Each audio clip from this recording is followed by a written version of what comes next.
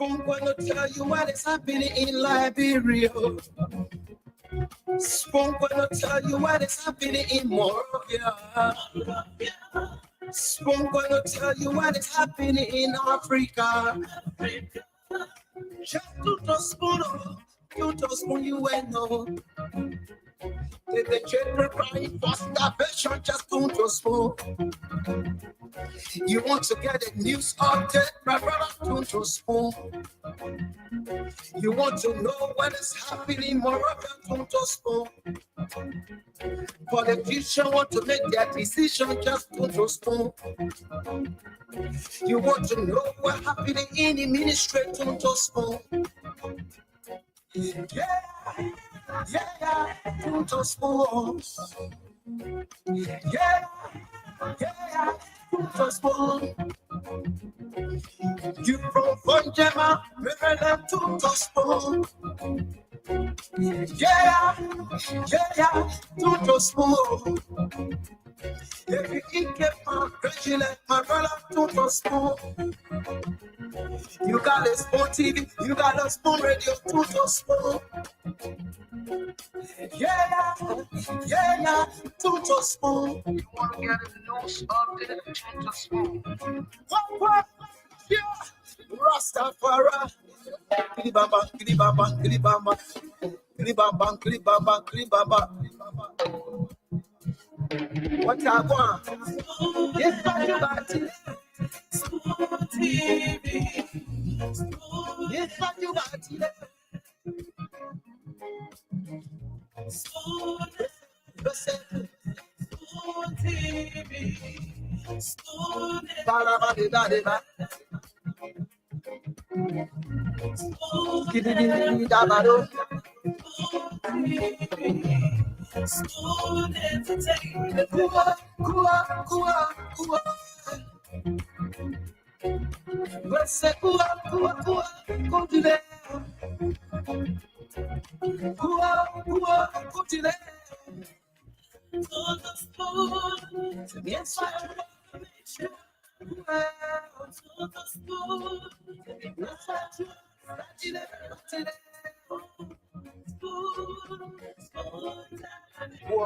Right in the South, man. Charges on the weekend. To get your information. To the school to be my section. School television.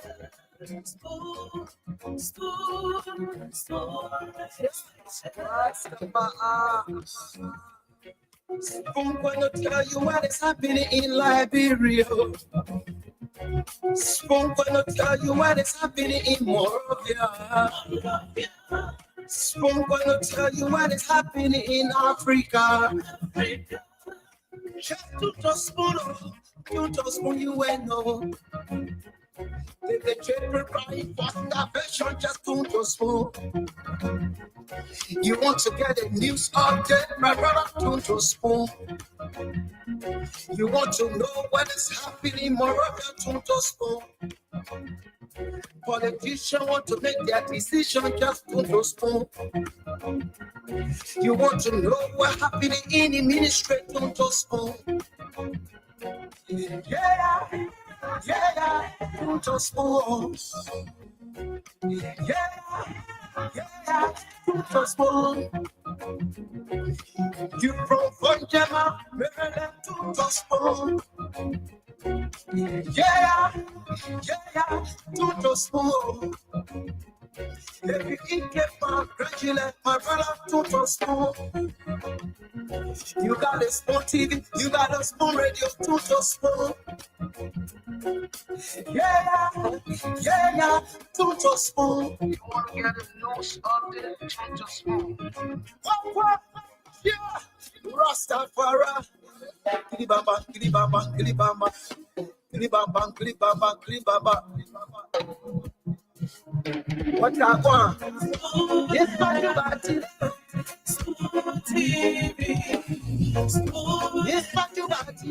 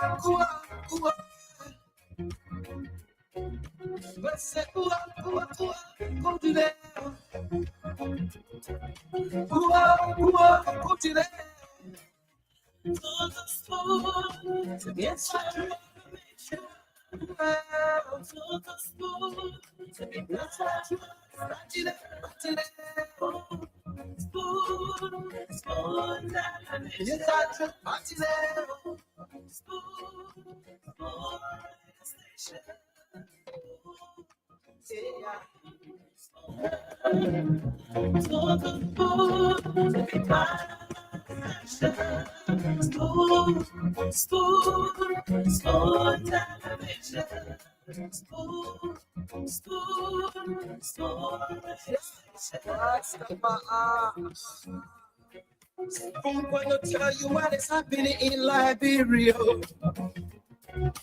I'm gonna tell you what is happening in Morovia.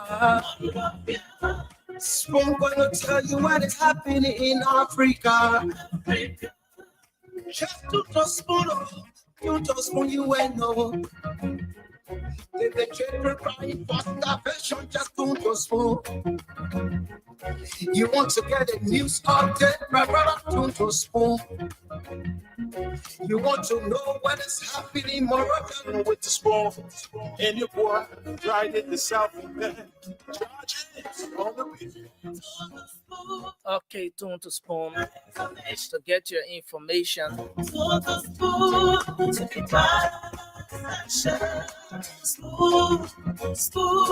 To be part of our discussion, to know what's happening in Liberia, to know what the policymakers are doing, to know what the policymakers are involved with, what the happenings are in the different sectors of the country. I'd like to welcome all of you tonight to this edition of the Late Night Show, the Late Night Politics on Spoon. This is where we talk Liberia, we discuss the issues, we bring you the updates, we provide you the analysis on the trending national issues, and afford you the opportunity to have a say on those different issues of national concern. I'd like to welcome all of you tonight to this edition of the program. Sincere apologies to our audience. Yes, the Late Night Show, we've been having a little bit of a technical glitches. We're unable to bring you the show for 2 days now. Yeah, that was last evening and the evening before last.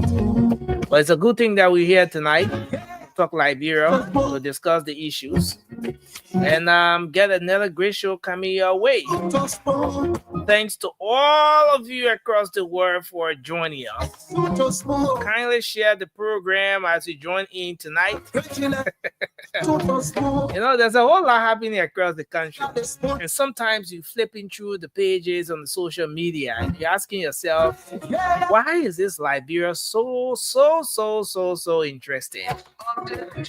You know, but we're going to talk the issues tonight. We're going to have the national conversation tonight. As you come on, kindly share the program, especially to all of you joining us by means of the social media. Share the show, your different group chats, on your different social media handles. Let's get the conversation going on. Yes, let me recognize a few of you who have already joined in tonight. Let me go to the comment section. Who are those that are here tonight? I see Eric McGill is joining in tonight. Eric, thanks for joining us. You say you're joining from Atlanta, Georgia. Joseph Colley is here from Minnesota. Abraham Amara Duno, I see you. Tanner K. Hill is here as well. And I see Dolo Dolo. Back of the folks joining us by means of YouTube. Where are our Facebook guys? Where's our Facebook audience? Come on, let's talk Liberia tonight. And I also want to welcome our folks across Radio Land. Those of you joining us by means of radio, Spoon FM, Fabric FM, and all the different FM dials across the country. Some of them relaying the program tonight. We want to appreciate all of you for joining us. Yes, another edition of the program, the Late Night Show, the Late Night Politics, right here on your TV or on your radio.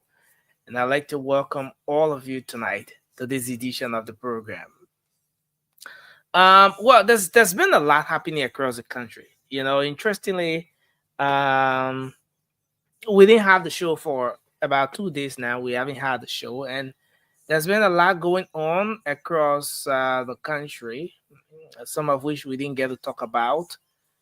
We hope to have the luxury of time to flip through all of those different happenings tonight and bring the issues to you as they unfold. But again, I want to welcome all of you joining in tonight. Yes, I see all of our folks coming on. William B. Morris, thank you for joining us. Yankoi Gulma, thank you as well. Yankoi, thanks for joining us. We appreciate you tonight, brother. Jususa Keto. You related to Marie Keto. Thank you for joining us tonight. We appreciate that more. Thank you for coming on tonight from Iowa. That's where you're joining us from. I see Morris Moses Mongai is joining in tonight as well. And I see a lot of you joining in. Tutu, that's Tatos Tumbe is in as well. Eric McGill, I recognized you earlier. Thank you for joining in. Abraham Amar Dunor. And all of you joining us tonight, thanks for coming on. Let's hope we can move into the issues tonight. Let's hope we can have the conversation going on right now. It's going to be an engaging show tonight. It's going to be a spirited conversation. Kindly share the program. Yes, kindly share the program as you join us tonight. Let's hope we can start the conversation tonight. And I want to get something coming here quickly, you know. But this is one edition of the Late Night Show that you don't want to miss for anything. You just don't want to miss this edition of the Late Night Show for anything. So the best you can do tonight, kindly share the program as you join us, and let's have a great conversation here tonight. A great conversation here tonight. You know, it's been about what, 2 days? Yes. I want to get something coming in here just before we get the show started. I see the folks are joining in. Ome Birthday Noah is joining us tonight. Most of the guys on the show refer to him as what's the name of your famous he will come on the show, he will better explain that. But I want to get something coming on tonight, just as a way of starting the show, to kickstart the show. Why is this thing behaving like this? Why is this one not coming through? All right, but let me continue to welcome all of you tonight. Thank you for joining the show. See a lot of you joining in. Keep sharing the program. Share the program in your different group chats, in the WhatsApp groups, and the Facebook handles. And let's have an interesting conversation tonight. You know, as per the way the structure is, and what we've seen with previous administrations. The Ministry of Information, as most of you are already aware, is that arm of government that is responsible to communicate the government's policy, government's activity, respond and provide information. Basically, bring the public up to speed with what's happening in the country. And one strategic, I know the minister proper is usually that the hour here, of the institution. But one strategic position there is that position of the deputy minister for press and public affairs. But of the people who have served in that position have been very, very combative, very, very engaging. They've most of the folks from the likes of Isaac Jackson, moving on to Eugene Fagon, and maybe Jalawa Tumpo was not that tough. He was not that rough kind of person. But moving on to other ministers before now, serving in that particular position, they've been very, very, very engaging, very tough. So Daniel Sando happens to be the man in that position right now. And before getting to where we are, serving in that position as a minister of how do you call it? Minister of Deputy Minister for Technical Services was Matthew Yemplu. So all of the guys were together. I mean, they were in that space propagating government's agenda, making sure that the government's activity is communicated properly to the citizenry of the country. But what went wrong? Why exactly are we here? And let me just say publicly, every day that Daniel Sano continues to be Deputy Minister of Public Affairs of the Republic of Liberia is a big disgrace to Liberia. It's a big disgrace. I have internalized it for long, but let me just put it out. It's a very... I don't think you guys can really hear this well. So I'm going to leave this. I'm going to hold it there for now. I'm going to hold it there for now. I'll work on that audio. I'll work on that clip. Increase the volume. And then I'll bring it back at some other point. Yeah. But I want to welcome all of you tonight to the show. Lynn Lakpo, Levi Soiree, everyone joining us tonight. Thanks for joining the show. Well, there's been a lot happening across the country. The government of Liberia has been having conversation around the workings of the government. Most of you are aware that the government made a pronouncement about the town hall, a forum that is expected to, have folks from different sectors of government propagating government's messages. So they officially launched that today. And I'm serving on the panel where Finance Minister and the LRA Commissioner General, Honorable Dobo Jala. It was a great conversation. We hope to go into some of the happenings, some of the things that were said today, make some analysis around that. But also happening is the folks from they say, what do you call it? Stan is still moving on with this protesting, heavily backed or supported by the motorcyclists. They say they're going to stage a protest. Come what may, July 17 is the day set aside for the protest. And there are lots of things they've outlined for which they want to protest. Corruption, on a Mobile Molu, or Mr. Mobile Molu is saying that under this administration, there's rampant corruption, mysterious deaths, lack of accountability, the suffering of the people have increased, and a lot of other reasons why the motorcyclists are joining hands with Mr. Mobile Molu for them to stage this protest. But while this is going on, state security is on her feet. And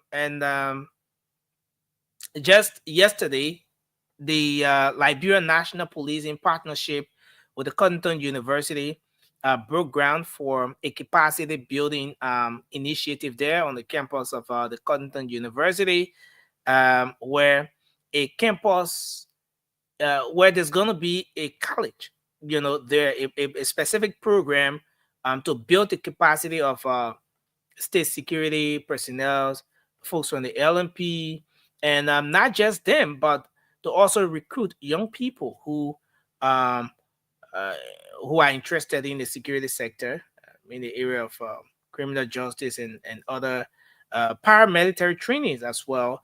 There will be mentorship and all of that. Is geared towards building the capacity. So there was a partnership between the Cotton University and the Liberian National Police. They want to make sure that people who are going to be recruited are not just people taken from anywhere and maybe taken to the academy, but they'll go through that training, 4 years program.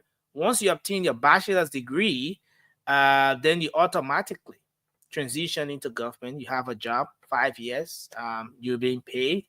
And after that, if you decide to part ways, and you can then be able to make a decision. So it was an elaborate program yesterday at the Cotton University there in Bangabong County.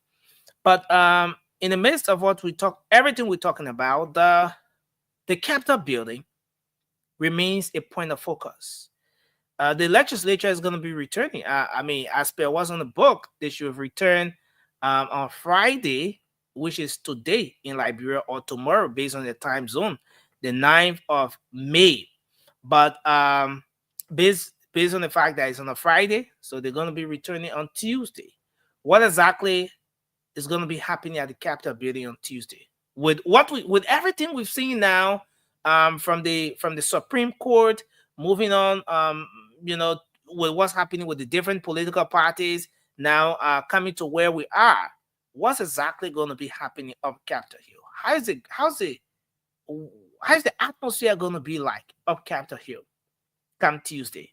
So that place remains a point of focus, and of course, some analysis around that as well. Plus, a lot more happening across the country, and the chairperson of STEM, Moba Molu, is saying that there was an assassination attempt on his life, but the attempt failed, and he's accusing the NSA and some security actors of being the one who attempted assassinating him. Why? According to him, because he have decided to stage a protest, he and his team and people who support his idea, and so state security is after him, So he's been raising that alarm. But why this is happening, an official in Bon County is raising a serious concern about the presence of Burkinabes in the country. And this is getting alarming. As a matter of fact, there was an investigation done by some independent journalists over 6 years ago when this incident started. Then it was just with Grand Julia County, where the Burkinabes were crossing over in the name of coming to the country to farm. They were farming cocoa and other things. But on the mobile of Bon County is now raising concern about the presence of the Burkinabes in Bon County as well. They had a kind of a hideout there, and the hideout was recently discovered where the guys are involved with illicit mining in that part of the country. And so he's concerned, and he's calling on national government to see reason to make some intervention, especially so when Burkina Faso is no longer part of the ECOWAS, member states, and so coming to a country like Liberia that falls within the ECOWAS region, there are procedures. Now you no longer coming without visa. You need to get a visa. You need to get some requisite documents. So how are they coming to the country? What is their mission to the country? Does the national security know about their existence in the in the butchers of the country? So these are concerns that are being raised as all the different things are unfolding. But I want to say welcome to everyone. We're going to have a great show tonight. Let me bring the team on. I see our brother Fambole. You know, family is on the show tonight. Family, welcome. It's good to have you on. Thank you very much, Nelson. It's a pleasure to always be here. You have a music on in the background, or Now, I'm trying to do some adjustment here. No, I see you holding a microphone. yeah, trying to make sure Reminded of I the guy there. activate my background noise effect and other things to make sure everything working perfectly. I saw you, trying to position your microphone. I got reminded of someone who said the other day that you wanted to sing on the show. You came like a DJ wanting to wanting to That, sing that was on the the show. that's the only part of me that I've never been successful in learning how to sing. Yeah, yeah. But it's good to have you on tonight, Fambole. We're gonna bring the rest of the guys on. It's gonna be a great show tonight. I see Ome Bird Noir is trying to join in.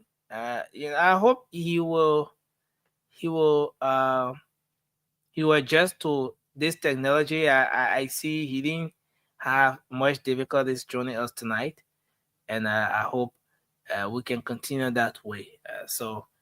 Once we get his feed, we're gonna go on. But family, let's start the show. What's on your mind? What's going on? Okay, uh, Well, Nelson, 1 second. Okay, Mr. Birthday Noah, can you hear me? Yeah, next thing I can hear you loud and clear. Okay, okay. um, I've not been Welcome following to a the show. lot lately Thank you. due to some adjustment we've been doing over here. In my new role and capacity that I'm in right now as a papa, that's a huge man. Sometimes you're sitting and you miss out on some of the I'm happy. telling you, and a lot of accusation of eating the baby food that you always Oh bringing yeah, up. oh yeah. They get large of complaining that you're always drinking her milk. You Oh know, no, but I've drinking her. really not been following a lot. But I know that Liberia is one of the countries that is always impregnated with contradictions, and there's always something. There's news all around the place. I listening about the town hall a little bit about the town hall meeting. I listened about the pending July, I don't know July what, July protest 7th. by we the people or stand, or I don't know which of the organization going to stage a protest No, because it's but kind of a little we the confusing. people we the people pull a release up. They pull up a release that if Stan wants to carry on a protest, they should do their protest. But we the people is not associated with the protest. Uh, uh, Mr. John Balut, actually displayed all of the pieces of documents to prove that um, the organization is registered in under another canopy. So as a register, we the people, they have no association with what Mobile Molu and the rest of the folks they're trying to do. Yeah, so I listened to the former CDC chairman today on the Spoon Talk show, and he raised a lot of issues, and many of them were contradicting. But I hope that we can have time today to point out some of those things that he outlined. He was talking about civil servant getting paid, because one of the reasons why they said they're going to petition the government, they're going to protest, is because the government needs to pay civil servant $500 minimum. So some of those comical things that he was saying, you know, and he was talking about making sure they bring out about 100,000 people on the street, and I was like, okay, we're getting serious now. So there are a lot of things happening in the country, but I will just follow the agenda today that you have, Nelson. So if any of the what I follow lately falls on that, then we can discuss the issue. Okay, Thanks a lot for your opening, family. It's good to have you on tonight. Mr. Deno, you want to say what's on your mind? Thank you very much, Nelson. You see, I don't know what we have to say or where Liberia is going. I heard our trips from Maluba Molu calling for calling on the Liberian government to pay civil servants $500. That's complete. Excuse me for my expression. That's complete nonsense. How long had it been? Maluba Malu was just in power and shared the chairmanship of the ruling party. Then, did he encourage the president, the former president at that time, to pay Liberian civil servants $500? You see, Africans, leaders, and heads of certain organizations, when they are not in power, they predict the future of the Liberian people after they have left power. It is complete nonsense, nonsensical. Mr. Deno, yeah, we, we're gonna move into all of the conversations tonight, But but that's my opinion now. but do you see anything? Is there anything wrong with No, listen. Chairman According Malu? to Because Article 17, I have right before me outlined here all of mhm, the issues they've outlined for which they want to protest, and we're going to mhm, go into the conversation tonight. But mhm. especially on that aspect where he's talking about the need for the government of Liberia to pay uh civil servants at least 500. Is he not making us a great point here? I mean, Make if it. the need, if the conversation now should be around bettering the lives of the ordinary people.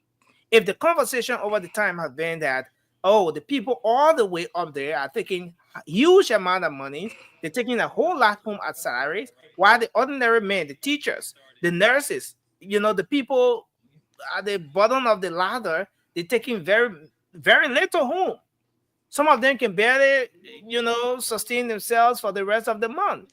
And then in the midst of that, this group that wants to protest is talking about the need for an increase in salary. Is that not a point that everybody should be yielding at this point? No, Five hundred it's dollars in a country like Liberia. Don't you think that's something that at least a teacher would take home, a classroom teacher, a third, fourth grade teacher would take home, and at least be okay with that? listen, nursing. Listen. The living condition in Liberia is different from the living condition in the Western world. Mhm. I can live on $500 in Liberia. Me, I can live on $500. There is no taxes paid by majority of Liberians. That's one. You pay as you go with your electricity. There is no running water in Liberia. No, we If got you running can, water some places though. okay, I know, but it's Mhm. not. It's not in the hinterland in Monrovia. That's why usually I say Monrovia is not Liberia. Mhm. Montserrado is not Liberia. There should be decentralizations of our country, Liberia. I can live on $500 US in Liberia and make good living. All right. Nursing, country like Liberia,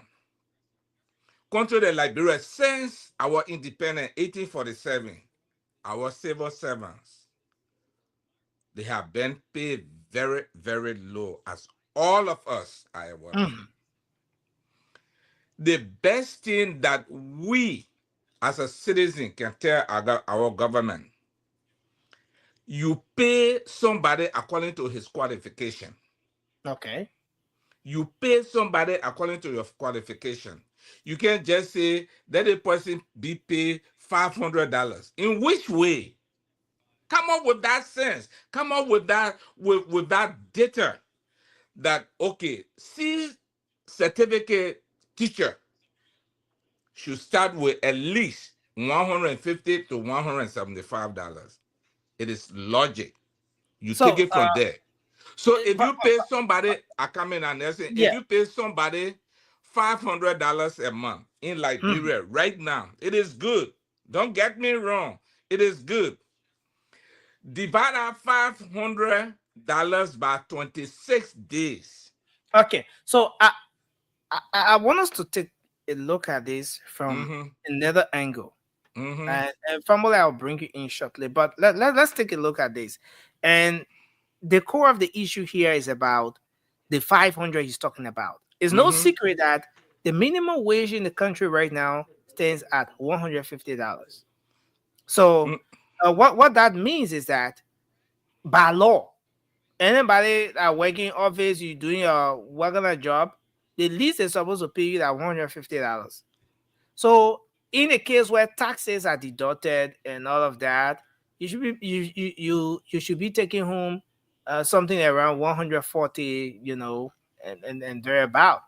Uh, But if this man is saying that civil servants, the minimum wage should be at least something around 500, don't you think that's something to look into? it's something to Is, look. is he not speaking for the ordinary people, the It's downtrodden, something the I masses, come in the Nelson. people who have absolutely nothing to look forward to for the rest of the month? Nelson, it's something to look into, but not somebody who just left power 15 months ago. Is it about the That message or the messenger? Do you agree with the message but disagree with the messenger? Or you think the the messenger messengers is are in wrong? air. The messenger has nothing. The messenger has nothing to achieve, and that whole protest is dead on arrival. You see, as a politicians, as a politicians, when you sit down in your corner and say something, Mhm. look at how the people will embrace it. Look at what Manu said today. Who after Manu's life, when he was torn tattered Mm. in George Weah administration, was he killed? Was he been haunted? That one we call it liquor talk. Very, very liquor talk. It Okay, has it has nothing to for Liberian people. For Liberian people to say, well, we're going to follow Moluba Molu. I don't thank know. you. I can always say this. I don't know what happened to the Lufens when it comes to Joseph Boakai issues. I really, really don't know. They are just people who has they always work with their hair on their feet. I'm telling No, you for real. let me hold you there. Let me hold Okay, you there. just hold me there because if you let me Let's go, bring I will go let's more. bring but So Nelson, Kamale, yeah, it's a good thing that you're coming in now. At this point, this group is talking about protests. Mobile Malu and his team, they say they want to protest on the 17th of July. And they've outlined several reasons why they want to protest. But in the midst of everything, he made an appearance today and he's talking about the need for the government to at least pay people, you know, at least 500 per month. Our teachers, our downtrodden people, the people at the bottom of the ladder. Don't you think this is commendable? look, Nelson, this is what we call real sycophancy and being very unrealistic. Mm, If they were coming from someone else, if this was coming from someone else, we mhm. would have understand. But Okay. coming from a man who brought a party to governance, who was of government for 6 years and allowed the entire 6 years to finish and resign, and you want to come now to tell us, the Liberian people, that you want this government who have been in power for less than 15 months to increase salary to $500? with all of the global and financial crisis that hit the entire world. Look, it is not a bad thing, right? It's always a good thing for people who have heads over their shoulder to engage their government constructively. But the posture in which the former chairman who labeled his government, in fact, who labeled the ex-president in certain manner and form, in a very demeaning form, but and was considered with what I mean, Nessie, it was categorized. What I mean, Nessie, I mean, it was categorized by the government at that time. Was categorized as a liquor talk, considered very unserious and was reckless in his talk. This same person want to come now and pre-senate it to the governing process of this regime. How do we want us to reconcile this particular individual? Pambole, is it about the man now, or is it about the message? Do we want Liberians to elevate? Do we want Liberians to improve? Now, the minimum wage for a very long time has been around $150. Now he's proposing, and as part of the reason why they want to protest, to get government's attention, that the least man in the country should be making at least 500. Now, maybe the other side of the argument could be they jump from $150 to 500. Maybe that's another side of it. But don't you think that this is something that the government should be looking at, considering the fact that I am not against increment in salary. If there's one thing that you will have to give to the Unity Party government, this government is the first government in the history of Liberia to bring the minimum wage or the minimum salary of our people to 150. Okay. It was never like that in Liberia history. So the government have made some strive to bring it up. Are there room for improvement? Yes. But for somebody like Malu to come on the show or to come to the Liberian people saying going to protest, you're going to put 100,000 people out on the street to compare a government that is still in that embryonic stage, to compare the government to raise salary from the minimum 150 that the government is currently now paying to 500 is unrealistic, and we cannot take him serious. Okay, so let's do this. Momo, welcome to the show. It's good to have you on. Why do you think this is unrealistic in the first place? Why do you think it's unrealistic? Is the 500 an amount that our government cannot afford? I mean, look, why would we want to beat on Mohamed Molu at this point? Look, Nelson, you're getting the thing confused and you're getting the mix up. We are not saying that the government cannot pay people 500, civil servant 500. We are not saying the government is able and capable of doing that. Yes. But wait now, how can we do that? You think it is easier for our government to just raise salary from the minimum wage to all the way up? No, it doesn't work like that. I don't know how Moru been in government for all these years and he still does not understand the rudimentary of government. It doesn't work that way. Francis here will come and elaborate more. If Francis come on the show and tell me that it is possible that the government can abruptly raise salary from 150 the minimum wage to 500, then let he tell me now that I went to a voodoo economic class. Maybe that's how I learn how government works. Just finally, then we're gonna bring Francis. Is he Francis temporary with my current? Yeah. Francis, what a problem?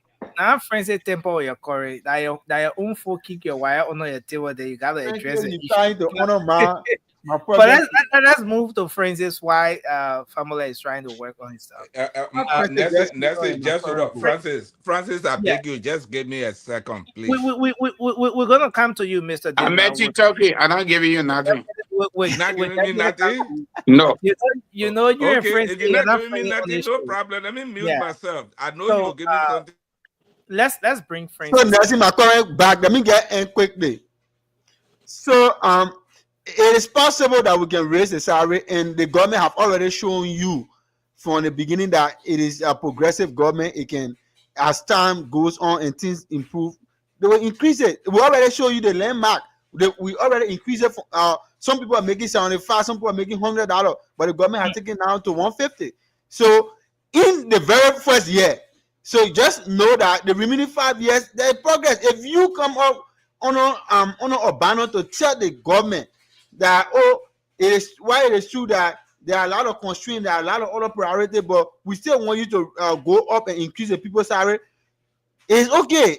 It's illogical. But when you come and say we demand the government to carry people's salary up to $500, you're making fun because you are just in government a few days ago. You did not even increase salary from the 75 to $100, even 150, and you now you saying I don't know how you model trying to. I free talk anyway. That they got talk. I leave it like that.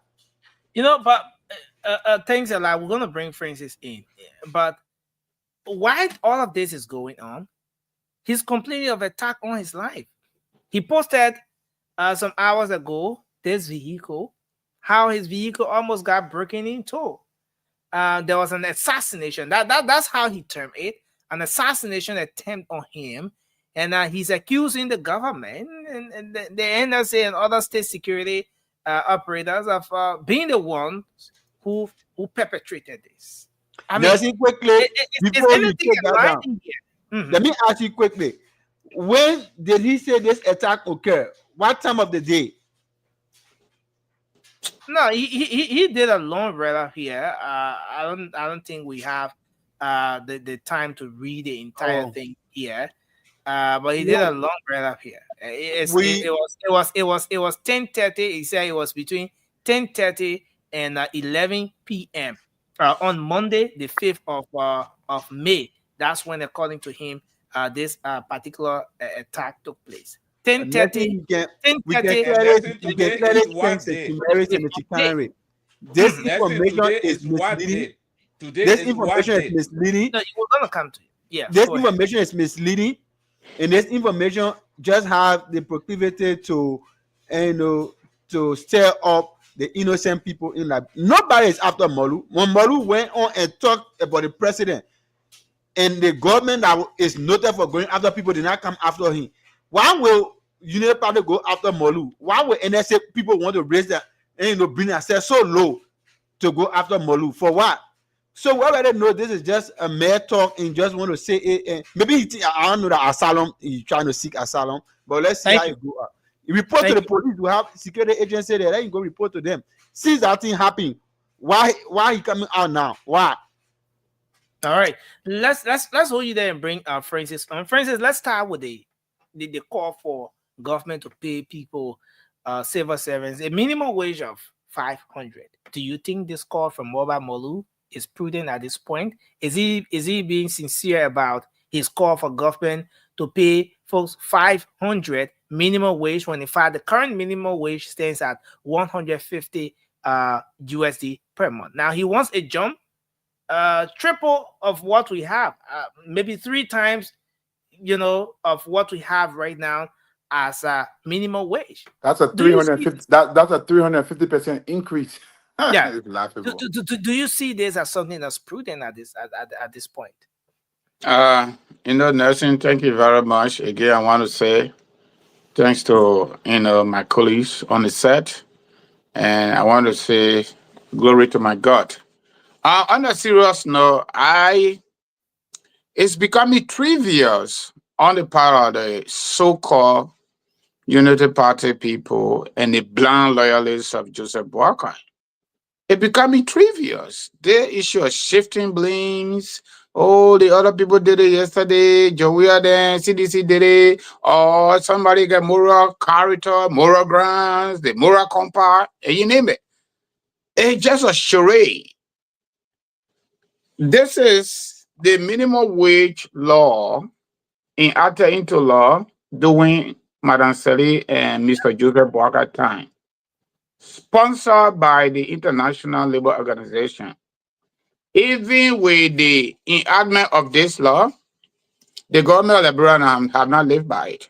I got a copy from the former Labour Minister, Moses Colley, 2022, if I'm not mistaken. When you say the government have not lived by it, what do you mean? I mean that they talk about the formal sector, the informal sector, the public sector, everything in here, even the government, until somebody can show me different law, different law that was just in at a recent time, that the government, ordinary people, the janitor, the old man, then, old Makpana, Mama Reden, that cleaning government offices making 150. Inside this document, they talk about 125. Okay? They even left up to this thing. They said there was a financial constraint. Before Ellen left, they cited the issue. So sorry to interrupt you, Francis. Francis, obviously, Ture, welcome to the show. Obviously that the leadership of former President Ellen Johnson Sirleaf was, as much as there is this conversation about huge, foreign aid and all of those things coming in, but it was a challenging administration in the sense that we had just come from war. The country was just seeing peace. We were more like in a transitional period from the time when systems and everything was breaking down, coming to a place where we're just trying to set things up. So isn't the debate about budgetary constraints for which the government was unable to live up to portions of that labor law at the time, isn't that something that was justifiable? Listen, if you describe this law as decent work bill or whatever you call it, the second term of President Sirleaf, 2015, it was enacted. And you come back to all you say there is a financial constraint. Specifically, the government cited at the time the issue of Ebola and all that stuff. Yeah. Okay, but it is a law though. Inside our constitution, there is a transitional framework. If there is political instability, then we go to the transitional framework, quote unquote emergency. The president can declare we can suspend some of the portions of our laws. But there was no war, there was no political instability. You allowed this to go through, which is a good thing, actually. I appear on OKFN on this law when I went to Liberia 2022. And everybody that called, they said that's true. But the government said they not get money. Even Meta Steel could not live by this. The way employees supposed to live, where they work, everything spare are in this law. Printer in handbook. Okay, by Minister of Foreign Affairs. But that's the thing. I think Famula contradicted himself. If it can be achieved for Liberian people, everyday people, government workers, to be paid $500, then there is no argument about the moral compass of the individual that's suggesting it. And it is possible. Because when George Weah government came, instead of them increasing people's salary, they reduced people's salary. What we were told through the public media, it was only people at the top. But some people at 7 level, money were cut. That's a public record. Okay? So if you want to question the gentleman who sending out the message, moral ground, then there are so many Liberians, including the people you're preaching for today, they don't have no moral ground. Why not we leave the messenger and take the message? In addition to that, just to correct Famula, Moruba did not work inside the CDC government. Moruba has never been in government until you tell me. He was party chairman for 6 years. Moruba have not been in government. If Moruba were in government, give me his position in government and we settle. Or which government maybe you have a point here. Maybe you have a point here. But I want us to go back to this aspect where you talked about the Decent Work Act. Yes, the Decent Work Act not being fully implemented from former President Ellen Johnson Sirleaf up to where we are now based on different challenges that government have encountered. Now, if you go back there, the formal sector or informal sector, well, it's clearly spelled out. Formal sector, $150 minimum wage. Informal sector is what, 125 or so. But Francis, if a country called Liberia is still struggling to live up to the $150 or $125 for the formal and informal sector, How then do we get to a point to start to propose $500? A jump from $150 to $500 minimum wage in the country. Nelson, the people in charge were not taking in good faith, it is achievable. It is How? achievable. How? This way, government of Liberia, now Joseph Boakai government from past to today, forget about budgetary support from the international community. That's okay. But people don't have innovation. They got no productivity. No, nothing. From President Sally to today, just look at the format of the government of Liberia budget. It has not changed. With all of the constraints, they do not make, the officials of government do not miss 1 minute of their foreign travel. They do not miss a single month without getting their salary and fabulous, unrealistic benefits. Okay? So how can the ordinary people? It's not possible. If the government got good intention, they can actually pay people, ordinary people, $500 or even more if they were real people, if they were not cruel-minded. But they are cruel-minded, all of them, including Joseph Walker. For example, look at the SOEs. Go to something we call in public administration, enabling art.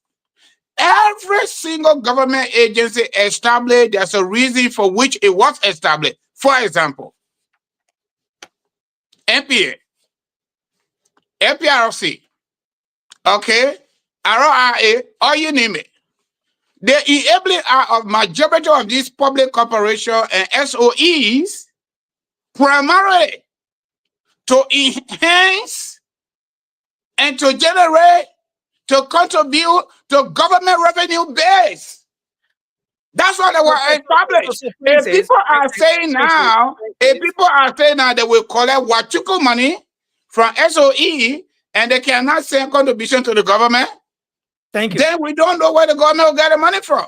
But they have made it a cash box. Let me call it like somebody said. For a different president that come at different time. Let's end up on this one because hereafter we'll transition to another conversation. When he posted this on the 5th of May saying that the government is after him, that at 10:30 p.m. to 11 p.m., he's accusing the NSA and other state security of going after him, and he's terming it as an assassination attempt. Is this something that Liberians should take seriously?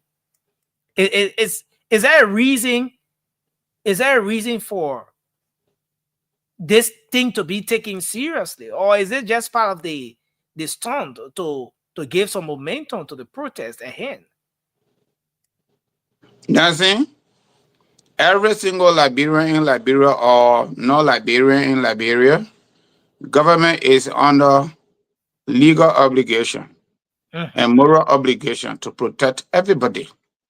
If somebody is raising an alarm, the best way to go around that is try to figure out whether it is real or not. So I wouldn't want to say to anybody accusation of threat to their life that should not be taken seriously. It should be taken seriously so that everybody can feel safe, in the environments of peace, in the environment of stability, and in the environment of oneness. That's what I would say to that. But just to conclude, my brother family, Mobile Moru had never worked in government as far as I know, from the 6 years that that under his belt as ruling party chairman.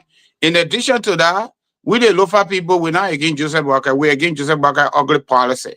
If you people say we are not good local people, it is on you. But we have to say the truth. Regardless of my character, just consider the message and let go the messenger. That's what you need to do. And while the so-called rescue mission promise the Liberian people, the best thing they can do. Francis, am I muted? No, Francis, I don't think I'm muted. Francis, you've had about 4 minutes, or over 4 minutes. You know, so let's see. I was not on the show yesterday, and day before yesterday you didn't come.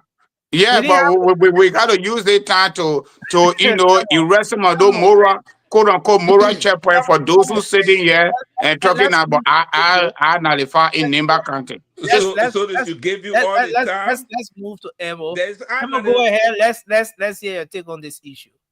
Look, thanks to all of the panelists and those watching the show tonight. I don't know why it It's said sorry, Momo. I don't know why it said Francis is drinking, but we need to audit. We need to audit that bottle. But anyway, go ahead. Go it's a ahead. pleasure to be here tonight to share the platform with all you beautiful people, all you great people. See, But sparkling. here's the thing, right? The sheer hypocrisy of the messenger is what really getting to me, right? You were there. You had an administration. You had a government just yesterday that was in power. You knew all of this as a party chairman. Just, despite the fact that you are not actively participating in government, does not mean you do not have a voice in that government. A party Mm. chairman is just not an ordinary person. And when a party chairman speaks, things move, right? If he saw all of this, for 6 years, didn't he see that? For 6 years, did he know that the ordinary people needed pay raise? In as much as I frown on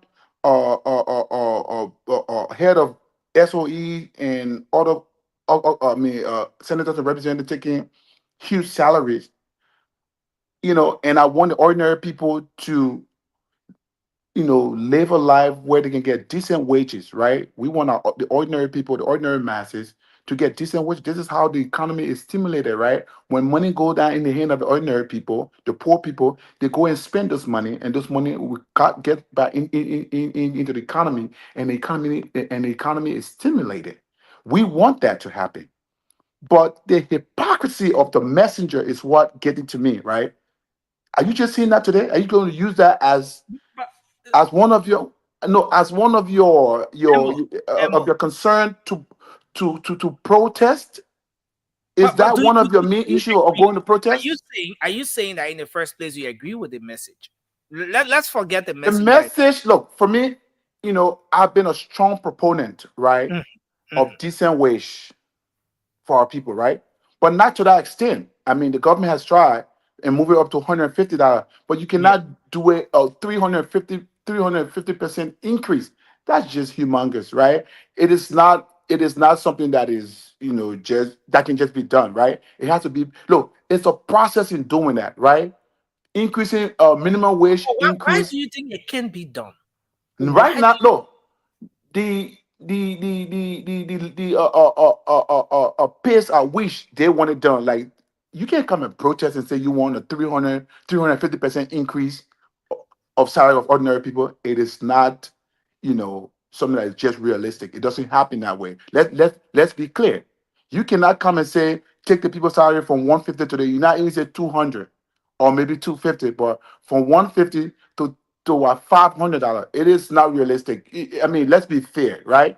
Because a lot of people don't work in government. They don't know. Look, you have to. A budget is set every year when doing the formulation of a budget. Head of agency will send their sort of proposed budget to the Ministry of Finance, and the Ministry of Finance will look at what they are requesting, whether they can be able to generate revenue in looking at their revenue generation entity to see whether they can meet up with those huge budget that those various agencies sent to them.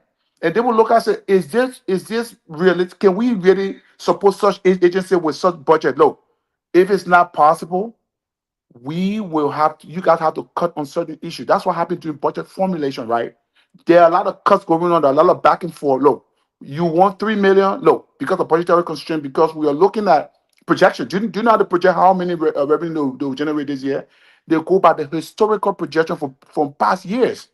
All right, last 2 years we were able to generate $2 million. So you you know know, what? Bid, bid. Momo, with all those projections, the historicity of the projection and everything, his argument is that the people all the way there at the top, they're benefiting. They're getting a huge chunk of whatever it is called the national cake or whatever.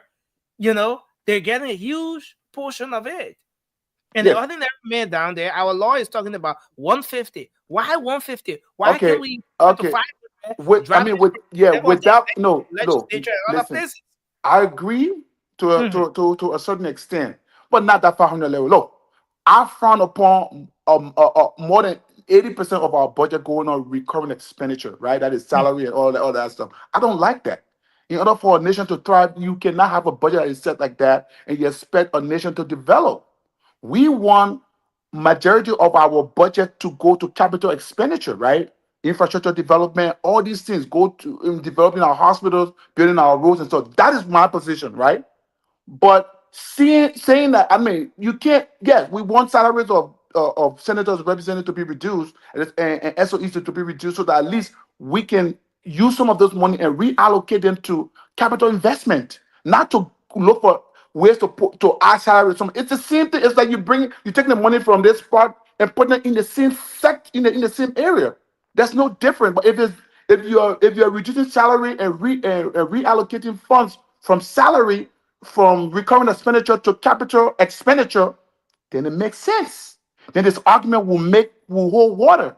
But for me, his argument is not holding water. And first of all, he is not the one to even speak of that, right? You do not come and protest and ask for 350% equity. It doesn't make sense. And then look, Marba Molu should not be taken seriously. Marba Molu was not even taken seriously by his own government. This was a man who said have been going out of the country and taking the country's monies to use it on girlfriend, sleeping with women in order to give them job. If he knew all of that, why did he wait to almost 6 years, almost the end of their administration to say that? Because maybe he was not getting his share of the pie. That's why, at the end, he was not even willing to come out and say it. He was saying it through some grapevine, through some gossip and stuff, and someone recording and exposing him. Had he not been exposed, he would have still had the confidence of the people of CDC, and he was still been working in CDC. But since we are at the time, since we are heard that on the tape, thanks to my brother Henry Costa, that the confidence and trust for Moba Molu was already gone, and we had no more interest in him, and he had to forcibly resign and go and form his own pressure group.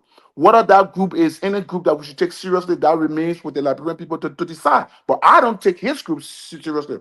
Here is what we should focus on. We should focus on, if we are putting pressure on our administration to do something, either we should protest, or we should demand the government to switch our budget from that huge amount of budget going to recurring expenditure and reallocate that to capital expenditure. That would make a good argument. They may saying that he's bringing 100,000 people on the street. Do you think it makes sense? He's just trying to, look for attention. This is no, he's not a serious guy. This guy has been a scammer for years. From Buduburan County in You Ghana, he scammed a lot of people on programs and let's stuff. forget We the don't man. we, we Let's don't take forget him the man. seriously. Ghana history and all of that. No, I But have to. No, at the no, end of no. the day, He that at the come end of to the day, no, he that come to equity must this is must come with clean hands. This guy yeah. is not only clean guy. This guy is a. You know, I mean, he's a you, scammer. I mean, this is where we are at the moment. He is the leader. He is the chairman of a civil society organization, and he says he wants the better for the country. Only in Liberia. He's into This this. He's into this because he wants to see Liberia do better. Now, look at his group. Look at his supporters. Look at the people who believe in him. Now, you may not believe in his cause. You may not believe in his organization, but he has people who believe in him. And he's saying for this reason, they want to protest. But why this is happening, I want you to end up on this note. Then we're going to bring Ture in. This is a vehicle. yeah. He's complaining about some assassination attempt. Mhm. Now he's accusing state security. Is there any reason why Liberians should be concerned about this? Look, look. Anyone for that matter, regardless of you being on what party, we were all Liberians before we became partisans of different parties, right? Mm. This government is a responsible government, and we are concerned of the life of anyone who raises concern about their lives being threatened. It has to be taken seriously. And if Molu feels that he was being attacked, and he has evidence that he has proof that state actors were behind him, there is a process. Go to the Liberia National Police and report your case. He hasn't reported any case yet. He's just running around and saying so. Yes, he has a legitimate. That's a legitimate. Reason. He has some legitimate concerns that he has, over his life. He must say, and he's a citizen of the country. His life has to be protected because our government took the mantle of power to protect life and property. So anything outside of that is a dereliction of duty. We have to protect his life, regardless of the fact that he's a scammer. We will still protect him because he's a Liberian, right? So what he has to do is go to the Liberian National Police and report the case, let the case be registered, But what and ask happens now in the case where he's accusing the police as well? He's accusing the NSA. He's accusing the police. What happens in that case? okay, but the only arm of government that is charged with the responsibility of investigating crimes is actually police. So go to the police and still launch give your complaints to the police. Let the police handle their affairs, right? No, if you ask for independent body to be set up to say you don't trust the police for, where else do we have to go? We don't have no other way. No, a lot of people don't believe in the justice system of Liberia. Guess what? They still go to that court, and the court the court run that render decision or run that judgment on the cases, and they just have to live by it. All that political stunt and stuff he's trying to pull out here, no one's going to fall for it. Let him go to the police as someone, as a respecter of the law. You have to follow the law. The law is the law, right? You have to go.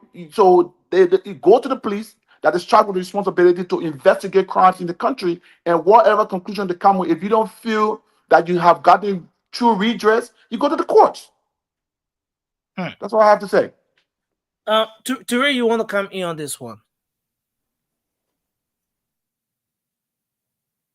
Ture, can you hear me? Yeah, Nelson.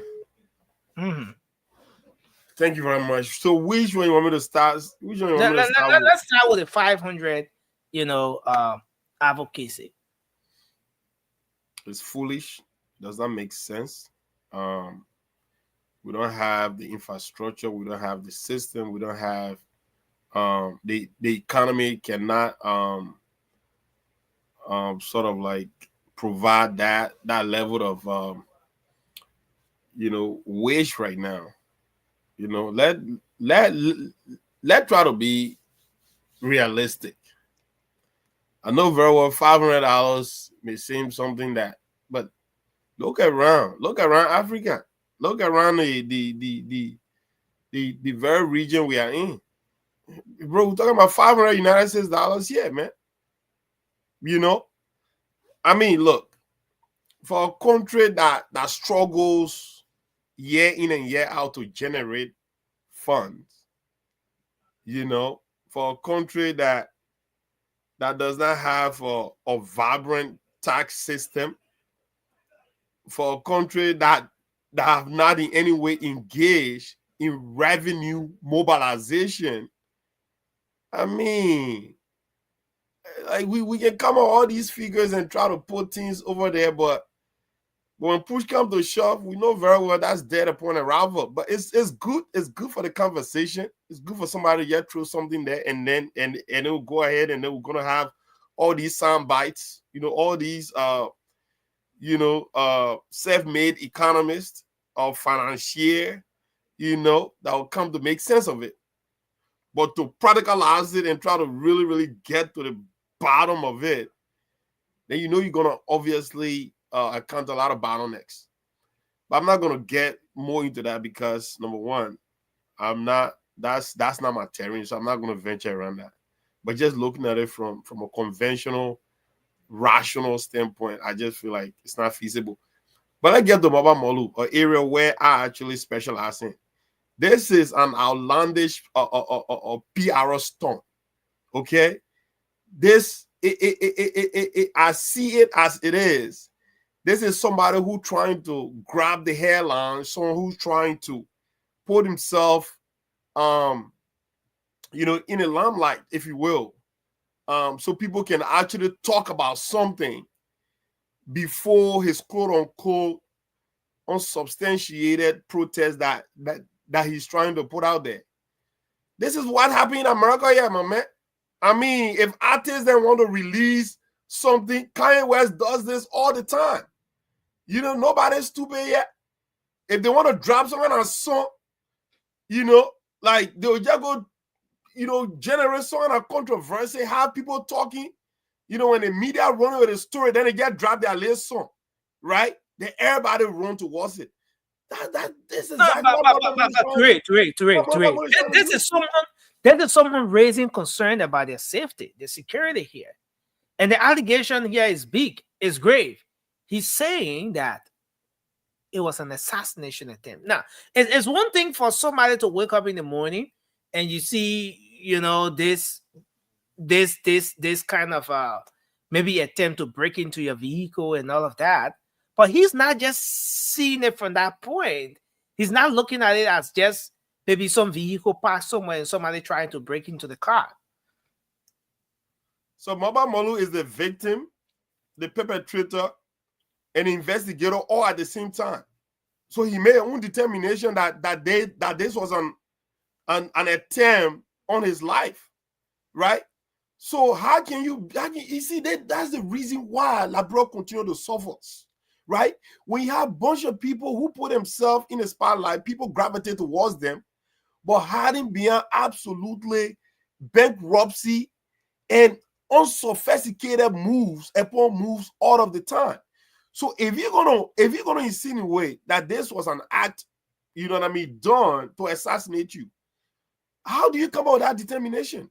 Okay. Right? So hold on. Let me just read this portion here, just quickly to read.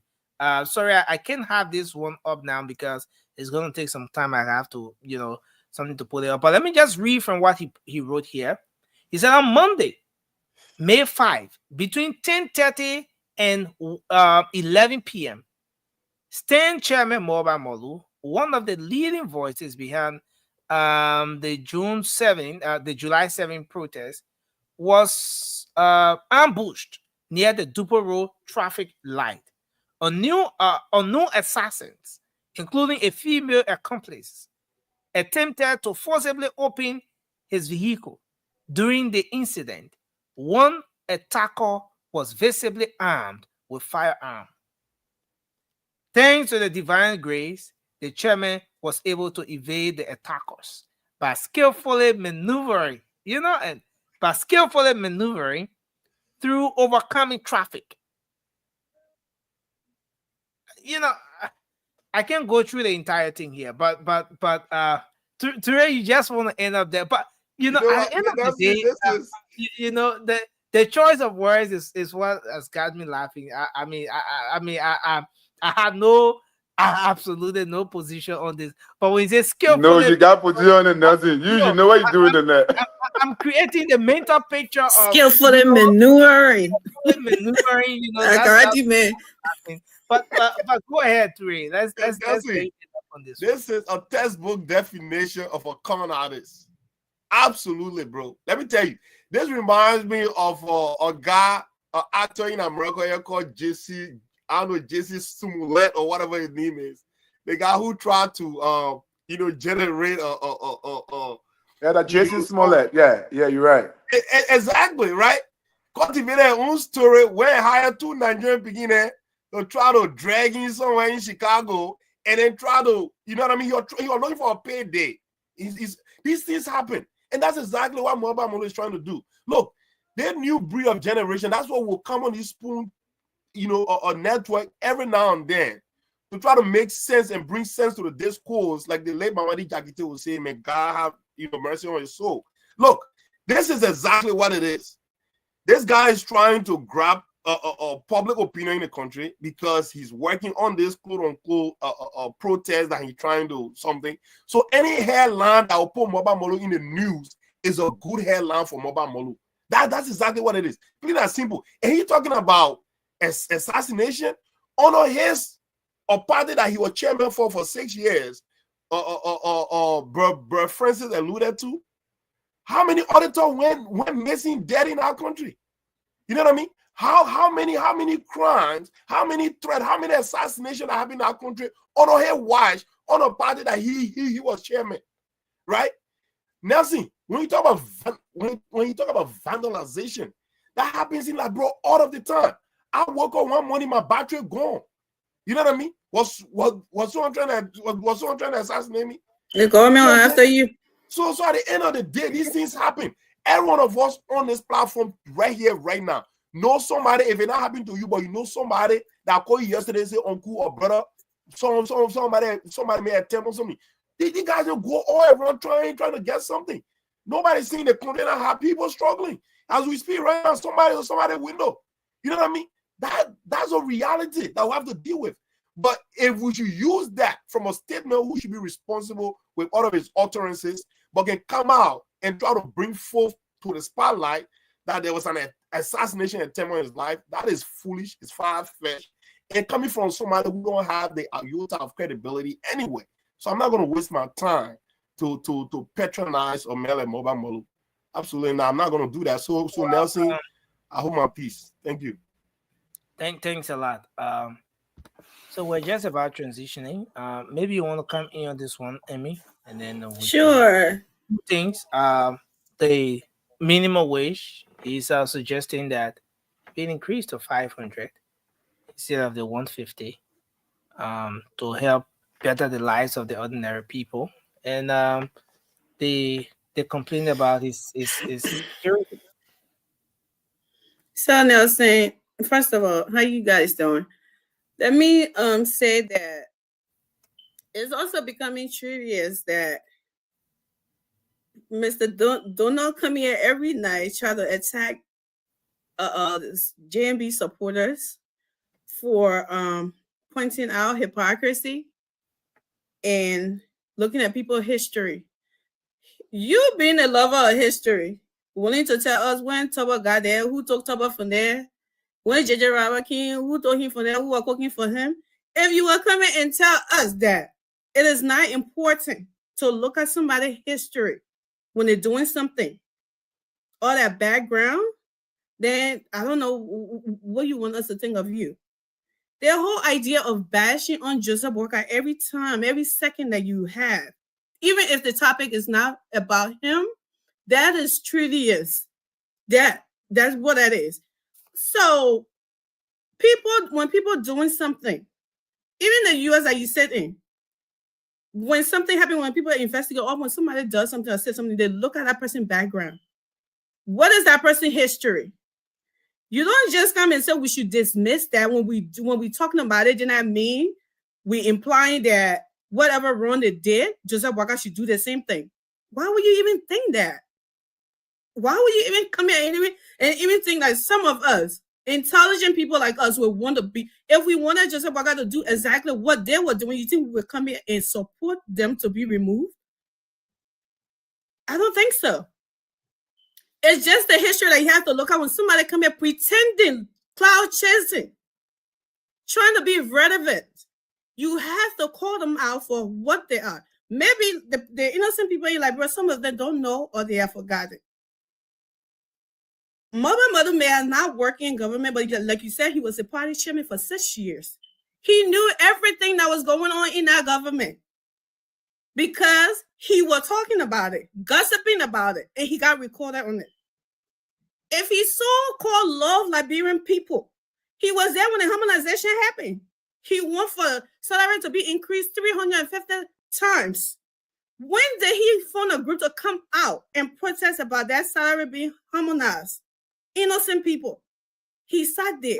He knew the problem. The harmonization under the CDC government? Is that the harmonization under the CDC government that you're trying to compare to the court now? Is there ever a wrong time? Is there ever a wrong timing to do the right thing? Nelson, is it hypocritical when you sit there and see the wrong thing happening because it's in your camp? Nothing wrong with it. No, but Saul changed to Paul. It seems Saul can change to Paul. No, Saul in Liberia can change to Paul. All they saw in Liberia stay Saul. None of them can change to Paul because they can want to come back and do the same thing Saul was doing. They come and tell the Liberian people that they want to turn they are poor now, lying to the Liberian people that they are poor because they're looking for a cloud that, like my brother Therese said, looking for something for people to come out and say, oh yeah, that person care about us because they know some other people are so vulnerable, so gullible. Anything they hear, whoever saying it, they believe them. So this is why they ride on all the time. This is what they ride on. Then somebody will come in, oh, is he now a Liberian? What, his Liberian citizenship was suspended a couple of months ago, 15 months ago, 2 years ago. Was it suspended? He didn't know Liberian people were suffering. He didn't know that people needed raised to $500. He didn't know that our government had just come to power in 15 months. He telling them to jump. I can understand if somebody, somebody who real nursing, when they talk, you will hear it, you will understand it. Who would come and said, I understand if you're arguing about a salary increase, but he said it should be increased of $500 from $150. Brother Francis sitting right here. When has the U.S. increased minimum wage 350 times? Almost 250 plus. Yeah, where has that happened? I got all the money that I can do it. I get all COVID money in a year. They can just do it like this. When? Before poor country like Liberia, struggling country, that we always talking about places. We talking about the people that are there that even making more money now. We're talking about them bringing the lawmakers and ministers. When we complaining about it, before he was senator and said that, yeah, it's okay, they can do it for something to yeah, you can argue about salary increase. We all want our people, especially the innocent people that do the work from Monday to Friday. Not people who ride BB cars with AC in it for just 3 years, and then they take it, they say that whole car now, and then they bring another one. No, we argue about that all the time, but we got to be real. This is how you know, Nelson, that if somebody truly cares about Liberia and Liberian people and not coming here because of politics or cloud chasing, that's how you know. This is what someone gets so frustrated because I don't know how to say it in a political way. I would say it way. I'm not a politician. But I just hear people being so trying to use the Liberian people over and over again. Just like they love Liberian people and something. Maybe then we could transition. Just a final so one. No, like let me finish now. Saying about the attack that my brother Tiro already put it. You already not do the investigation. You already got the findings. You already so you're not accused. And the reason why they're after you. Who after Mobile Molu? What is he doing like so much that have any impact or threat to the government that don't want to chase after him? Jaga Kolba then running around like chicken with core head, whatever. Nobody after them. Now Mobile Molu will go after for what? He only looking for clout for the Liberian people, like our innocent people. Then, oh, they won't kill a ball. Yeah, they're not going to the street for him. That's what it is. Nothing honest about that. That's something he making up his own something like justice, that justice, like as Terrell already said. That's exactly what he's doing, and nobody should come in us talking about it. That giving him the attention that he wants. When we should have been talking about something important, talking about even the LEC guy that doing the boss that doing great should be talking about things and that. And come say here and be talking about people that motivating that chasing cloud and giving them that time. That's something that they want. No, something you can take away from this whole thing is that it borders on number one, his security. It borders on the citizens. The living standards of the people. He's raising concern about. I mean, just few bunch of monarchy today, man. Nothing I know. Those people, but we are at a point now where nobody is saying we've witnessed. Nobody is saying that his security is not important, right? But if you're playing with the people's minds and lying to get attention. That is not what. If you're security, you go and say somebody tried to harm me, and this is what happened. You call the police. Register your kids. You register your kids. You do this. You do. You don't go. I think the government after me. For what? Why would you think that government after you? For what? What brought you to that conclusion? Because you maneuver your way with karate out of there, so you think you yeah, man. You people are a bunch of clowns. Thanks a lot, Emmy. Thanks a whole lot. You know, we are at a point where we've seen a lot happen in just pretty close to 2 months, with the legislature, with the Supreme Court, But Nessie, I didn't speak. I didn't speak on And Molu. I didn't. Excuse me, Nessie. I didn't speak on Molu Ramaro with his life and his ambush setting. I escaped from the ambush. I've been quiet, very quiet for 35 minutes, please. Because you it, were the first. You were the first. You I spoke. spoke. I so, spoke. so, I so, so, spoke so, on. so I spoke we, on the salary issues. I did yeah. not speak on Molu issues. Okay, Because you so decided not to. I no, beg you, okay, Francis, please no, no, wait. no, I'm not no, no, talking to no. you. You are not a moderator. He, Nelson, is a moderator. For Please. instance, I know.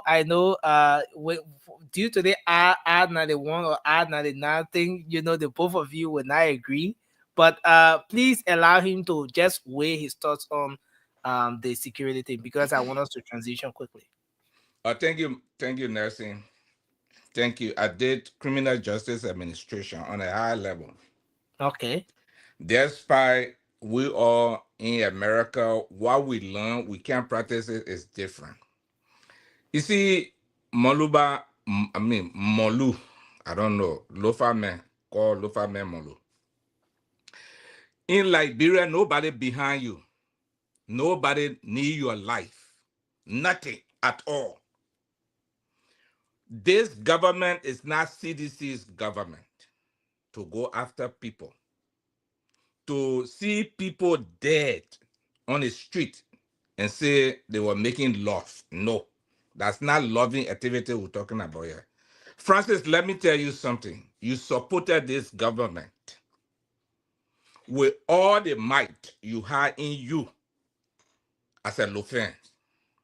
When we come here, Lord taught something that will straighten our life, our people. Like all of us are here. We enjoying, we eating the people dead chicken every day. But chicken can be living either now. It has to No, die. yeah, we eating the people dead chicken every day, and they are dead something every day. They are processed food every day. The only thing we should come here and talk about is the betterment of our country. Even President Joseph Boakai, I don't know what happened to you, Lufin. I wonder it's a curse against some of you, or I don't know, it's because he old. I don't know because he's quiet. I don't know because he very slow. There are other people who are very, very slow of taking decision. But who after Molu? With a ratty car that one of the hair is broken. Look at that car. No, but the car was not like this. No. No, Mr. The people Genuine, who no. went The who were main around car was who not like Nelson, this. Nelson, The Nettie, main, did you see the car? please. Did you see the car previously to Have you this? seen the Did you car, see the car Nelson? previously, Nelson? No. It was that a thing that resulted to the car being in this condition. Nothing. I saw your car in Liberia. You saw my car in Liberia, right? Come on. No. I saw your car in Liberia. You saw my car in Liberia when I carried my Avalon in Liberia, 2014 Avalon. I saw your car. All of those things. What blood in Molu that somebody want to go after you? Who is he? What does he bring onto the table? That Liberians or the security of this government, because when one president can, they say, oh, Buckeye president. Yesterday then, it was George Weah president. I mean, George Weah security, sorry. It was George Weah security. Now Liberia people are turning, say, Buckeye security. The only thing I took from this is Molu won asylum in America. When he came here 2 years ago. No. This is the chairman of a civil rights group. No, excuse me. I come in there. Nettie, allow a man to learn. That's my Allow right. a man to Let learn. me learn, please. Guys. When Francis is talking, you give more meanings to Francis. I've been observing this on the show 100 times. There you go. Now you're about to accuse me. Yeah, I'm accusing you. I'm looking at you today. I'm accusing you. I'm not on the phone. You can give Francis more time to talk. Okay, please lay your thoughts. Please lay. Okay, thank you. When Molu came here 2 years ago, he got engaged. He want to come to America. He's suffering in Liberia. He will find ways in which to come to America. Bolo Pola Moluba Molu nonsense, excuse me for my expression, that somebody want to I mean, no, assassinate no, him. He that's escaped not. ambush. You know what they call ambush? You know what is ambush? But he said he maneuvered. Maneuver in where? Maneuver where? You know, the next thing you know, Duporo. Duporo, the junction of Duporo is been like my room. You see light everywhere on that junction. Don't talk about something different. The only thing I will support Molu on, if Molu can come back to the Liberian people and tell the Liberian people, I'm advocating for the Liberian people at least to get $225 as a minimum wage. $225. Nobody paying anybody in Liberia $19, because if you increase that whole something from 150 to 300, that $19 and some more cents a day.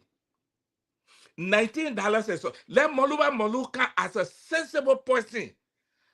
Let him leave his CDC jacket, take it off, put it down, and say, look, Liberian people, I'm going to the president, I'm going to my lawmaker. Let me tell the lawmaker, we long been suffering in this country. Our people been suffering in this country. I am begging you people at this time for all of us to put hand onto what I'm saying. Thank you. For Thank you. people to be paid $225. Next thing, look at the road. Every day we come here. Next thing, I want you went to Banga, you been Nima.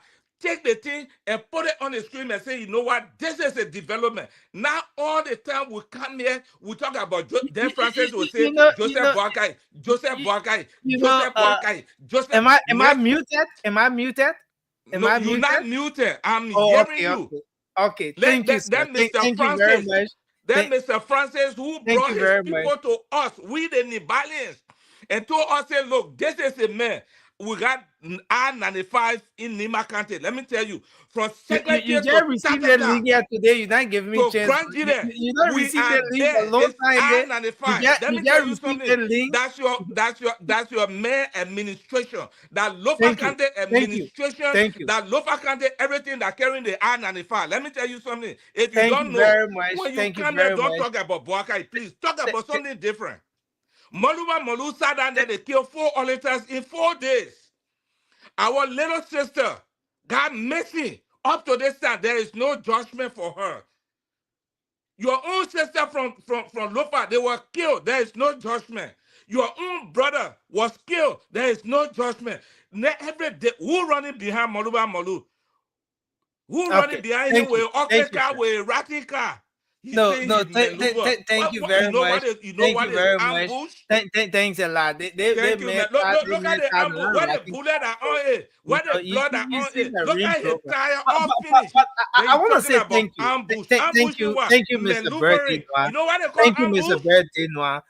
You know, that link here, you just received the link the first time in whole 1 month. Then you don't even give me chance. No, I saw that. I said it in Nancy. Nancy, listen. I said it when you send it on my phone. I'm using my Apple iPad. I will go into the message and just do everything. I will just sit there and say, let me do the same. Nancy can't give it to me. I said it. I got there. Thank you. So I beg you today. Don't talk about Boakai. Just be quiet. Mute. Thank you. Let's hold you there. I'm here today. You know, at the end of the day, this is freedom of expression. Everybody should be free to express themselves. Francis should be free to criticize the government, to criticize the president, to criticize officials of the government. And of course, Mr. Birthday Noah should be free to say we get R95 road in the country, even though we not get R95, but he should be free to say what he thinks. I mean, freedom of expression is guaranteed under our law. But I think I think I needed to come in. I was just waiting for the old man to learn. So I think we can take just 30 seconds around the table, then we'll go to the phone lines. Now we have seen the happenings hitting all 3 branches of government for the past pretty close to 2 months now with respect to the Capitol building saga. From Capitol building, it went to the to the judiciary. From the judiciary, it came to the executive. Executive made decision. Here we are. But interestingly, the legislature is expected to be returning. If they're on break, all that hula baloo that been happening, they were on break. Who is the speaker? Who's not the speaker? Who's legitimate? Who's not legitimate? What Supreme Court said? What the position of the executive is, and all those different things that have been happening. The legislature have been on break. Now they're coming back from that break. They're going back to Capitol Hill. What do we expect? I want us to make some analysis around what the atmosphere is going to be like up Capitol Hill come Tuesday. Now, as it stands, even as we speak right now, though the Supreme Court came up with the interpretation of a ruling, though the bar, for the first time, came up to speak publicly to the decision of the Supreme Court, and the bar said the Supreme Court is in error. And some members of the bar disagree with the president, but the decision or the position of the bar remains solid. And even the representative, the legal representative of Honorable Kofi and the rest of the team, Councillor Arthur Johnson, came and he cried on social media. He said, Mr. President, in a very passionate tone, this is the first time, and what you have said effectively undermined the highest court in the land. And this thing that we saw, emanating from the from the legislature, extended to the judiciary, broke the judiciary apart, caused some serious splits, some serious division there at the level of the judiciary, even extending to the national bar. Well, this is where we are. With Tuesday right next door, what do you think the atmosphere is going to be like? Because even as we speak, Honorable Kofi is yet to resign. Is he going to resign or not? Honorable Kun, on the other hand, still have the majority. In fact, he has the majority plus more, because you have over 50 lawmakers that have crossed over on the other side. And the numbers from Honorable Kofi has significantly reduced. And so the whole discussion about the quorum versus the gavel, who has the quorum, who has the gavel, all these things are still going on. At what point are we going to see this melting point, this issue being resolved? What is the atmosphere going to be? Is it going to be a tense atmosphere? Do you foresee a tense atmosphere up Capitol Hill? Or is everything going to water down maybe on Sunday night with some powerful speech coming up? And then before you know it, everything will just be calm on Tuesday as the legislature returns. I want us to make some analysis around this. Maybe just 1 minute across the table, then we can go to the phone lines and take some calls. We could start with Fambole, and then we can go around the table. Thank you very much, Nelson. This is a very sensitive topic, and let me be clear on this show for the sake of the records. I remain, and I will stand with the president's decision that he continue to work with whosoever that has quorum. Mm-hmm. And be as it may, the House of Legislature or Representative have already taken that decision. That whatsoever that is happening after now is almost like in football, call it commentary. The original thing has already happened. The majority speaker, the former speaker lost, credibility. He lost the confidence of his colleagues, and he knows fully well if this was in developed country, country that people are thinking, Speaker Kufa, who have resigned ever since, without even allowing the issue about rule of law. All that thing is just a scare tactic. It's just a delay tactic. It's just something, and that's what people say. It is negotiable. Now that negotiation going on, he want a package. That's why we've been hearing. You want an essay package, getting something because he borrowed money and to do other running around to have some of the guys to stay with him. We already know the chicanery. We already know the game plan. But I'm very grateful that God gave us a president that has wisdom. Look, President Bouaka did so many consultations. We already know that the Supreme Court was in error. We already know the Supreme Court was compromised. We said it here over and over. And look, if we must bring sanity back to the Supreme Court, the higher court of the land, that means there are people there who last credibility should leave out. And if you will see that it will happen. Somebody going to leave very soon, but they want to create serious pandemonium in the country. You know what it means for the country to have a serious constitutional crisis, most especially for the judge of the Supreme Court to consider action that is taken that is even benefiting they themselves, that they are benefiting from, to consider it to be illegal. You know what it means? Civil servant salaries, doctors and other people, all that salary illegal. So you're trying to tell us that we should cancel everything. What do you think the atmosphere is going to be like on Tuesday? What do you think is going to happen between now? I already know. I'm telling you now. Take this and record this for the record. Kofa going to put in resignation, but I've already heard today earlier on the show that he's giving demands. That his demands should be he's going to recuse himself, going to resign and recuse himself, and then the deputy speaker Tomon Fara will declare vacancy within 60 days so that they can have an election. We already know their plot.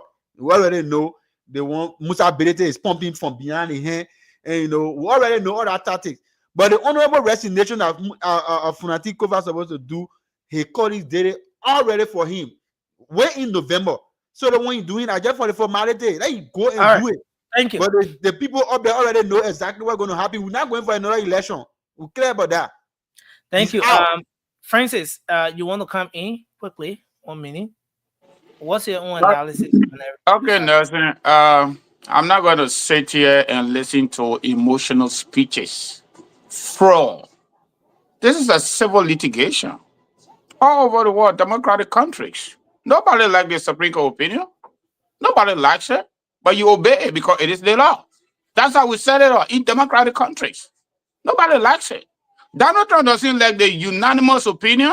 That happened almost 30 years. United States Supreme Court have not come up with unanimous decision. Nobody likes it, but it is a law. You abide by it. Especially a group of people headed by an elder who was 79 years at the time that called himself the rescue chair or the rescue father, that they were coming to rescue the country. That was a full package. And now you go with it selectively. You can't say Supreme Court is this, Supreme Court is compromise, Supreme Court is that. But the very Joseph Baka you're preaching for, he appointed one person there. In addition to that, it is not the Chief Justice that took that decision. The Chief Justice read the decision. That was the majority opinion. The Chief Justice plus another 3, because they have 5. Okay? So one person dissent, then you have problem with that? Okay. You know the reasons why the executive is powerful all over the world, democratic countries, is because the way those constitutions are set up. That's the reason. If Joe Biden said he will go with the current people, he definitely told us that he will go with the people that the Supreme Court declared illegal. That the people ain't going to work with. He's the chief executive. What is his role? He's supposed to enforce the law. He refused. He even refused to pay the speaker as declared by the Supreme Court. He refused to do anything. We're talking about the words, but your actions. So in my mind, between now and Tuesday, returning to Capitol Hill on the 13th, the issue of resignation is voluntary. And that's something that people force other people to do. And we should not be talking about Kofa even resigning. If I were Kofa, everybody different. Under, let's just say, personal mental health. I wouldn't take that because the president is not committed to himself. He's 360 degrees away from the reality that he preached during the campaign. Everything President Bouaka, or how do I call it, Kennedy Bouaka spoke against with the previous government, those are the very things President Bouaka is doing now. And there are people here who don't want us to, sort it out. I will sort it out every single day I see it. Goodbye and ugly. Okay? So to conclude quickly, Nelson,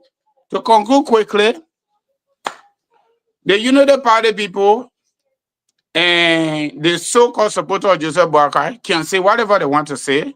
They don't need to talk about Kofa resigning because they already got a speaker.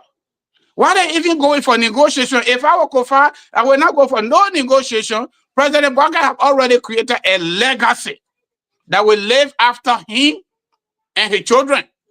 That he will go with illegal people declared by the Supreme Court. I mean, your So time let's over. just Your go time with Thank that. over. you. If somebody is now speaker, why you wanted to resign? Thank you very much. Let's So hold you there. enough You for Kofa to resign, enough need for Rachel Good to run the illegal institution, including yourself. Joseph Boakai. That's it.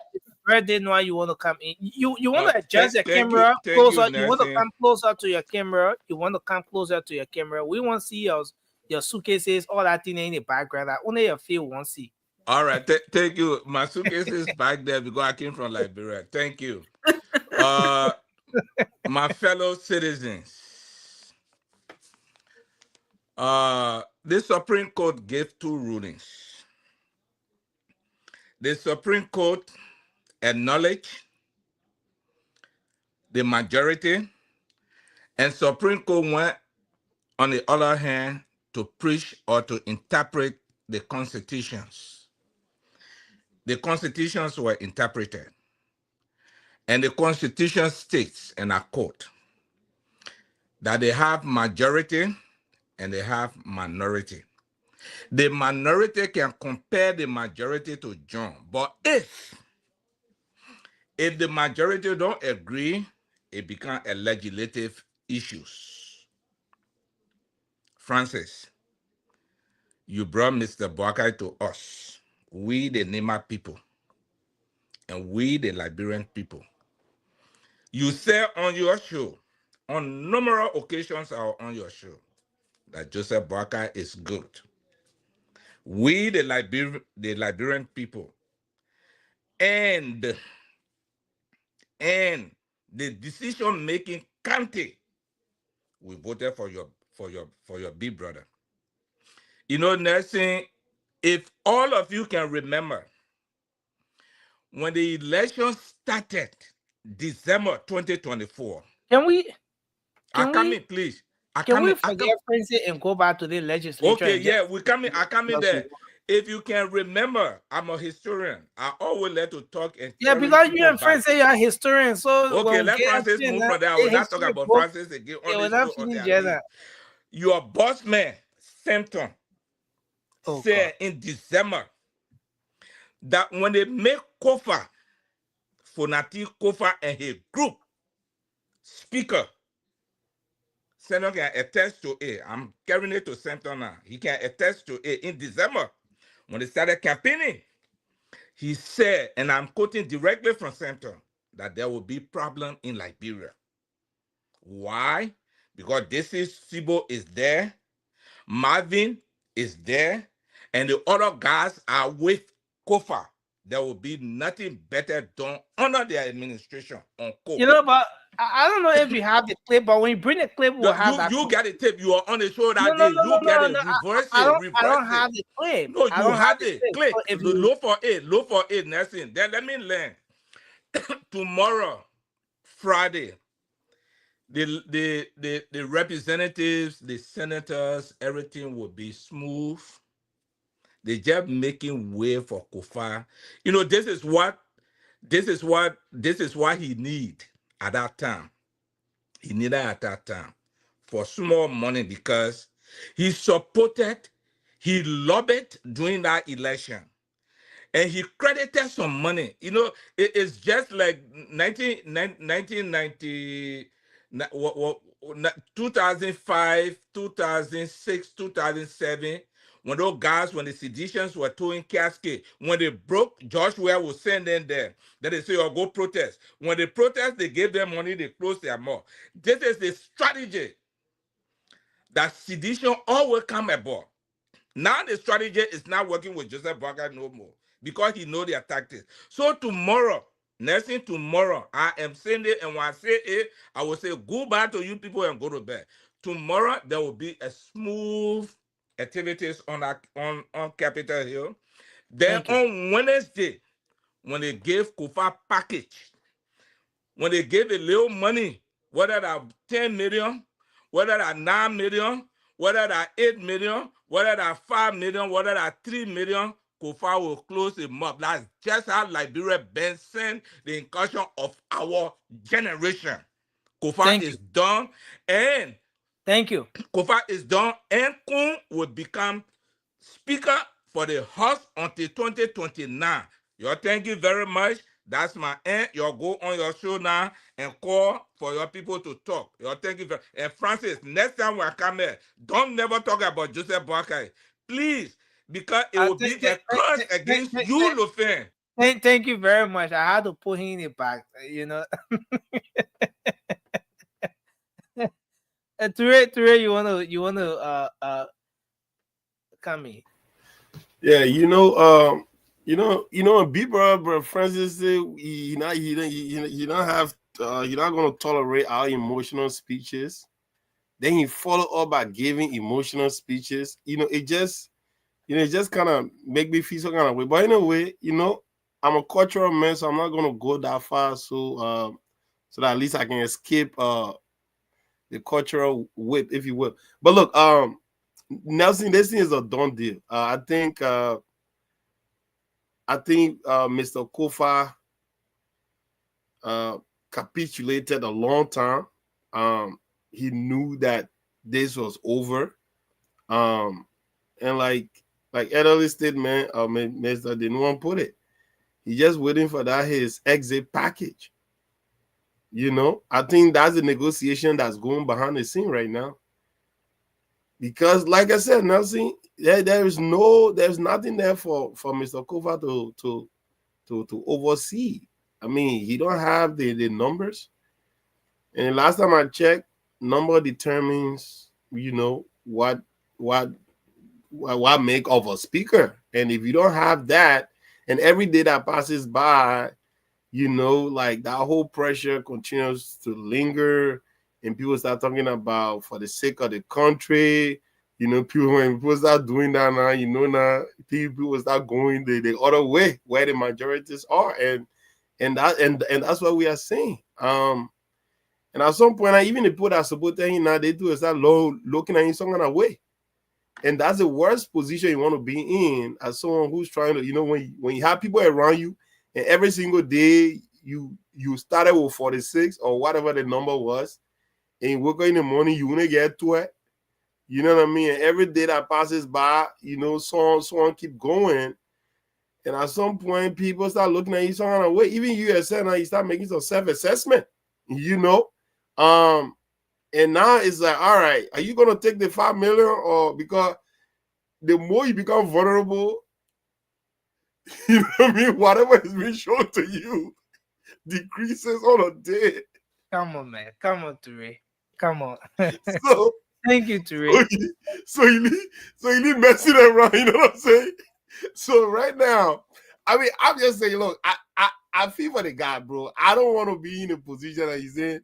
I personally, let me be on record saying again, I did not like the fact that he's ready being removed.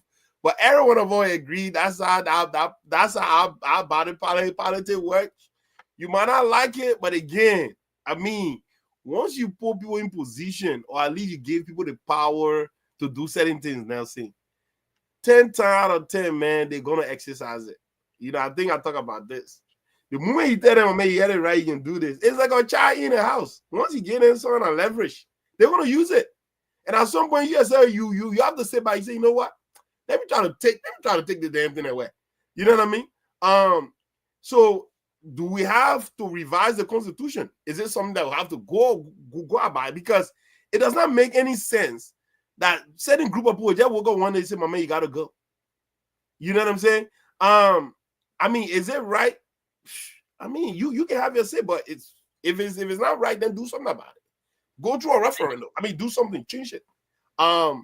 And to the Supreme Court, to be quite honest, the Supreme Court absolutely compromised herself and at best convoluted the whole system, because their ruling was absolutely ambiguous, open door for a lot of interpretation. And the president was absolutely spot on with his wisdom. You know what I mean?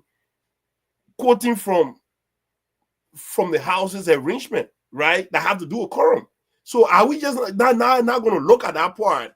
So is the Supreme Court in essence trying to create a constitutional crisis alluded by brother or family? Is that what the Supreme Court is trying to do?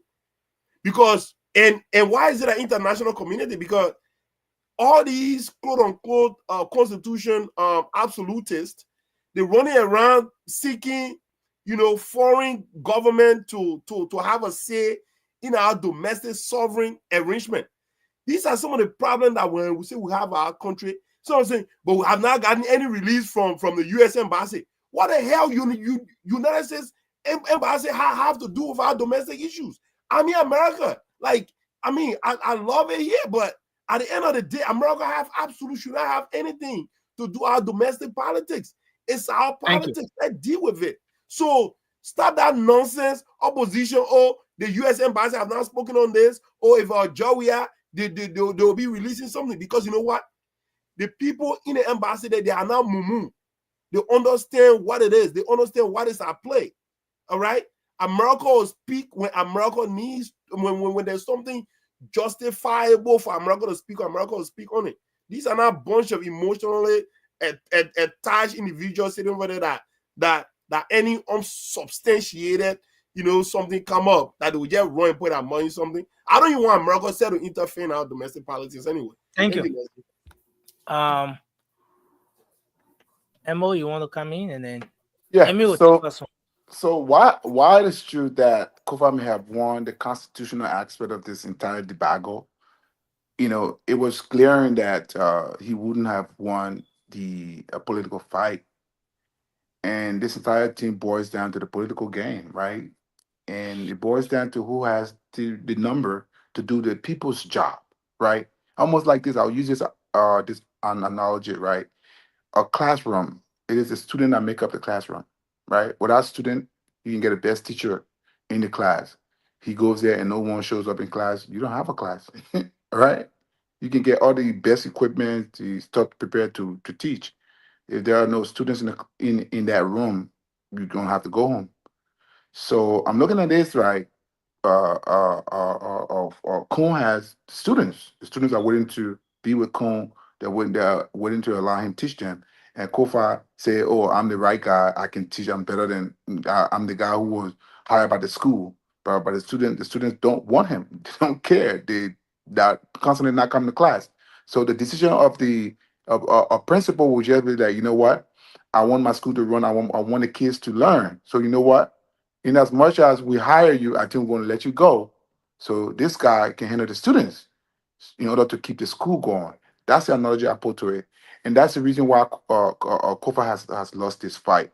He should have resigned a long time ago. If he had done so, he would have been seen as a patriot, right? He would have had a good press conference in the interest of the country.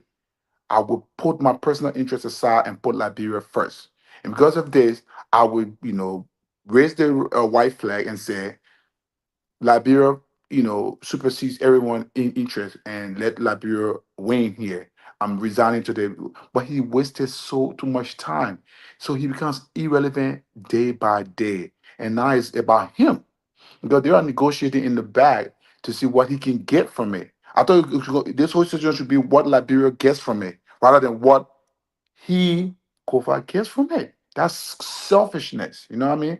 You cannot keep the country hostage just because of you, because of your self greed. This look, regardless of how people say, oh, constitutionally it was wrong and the way he was taken out, of course.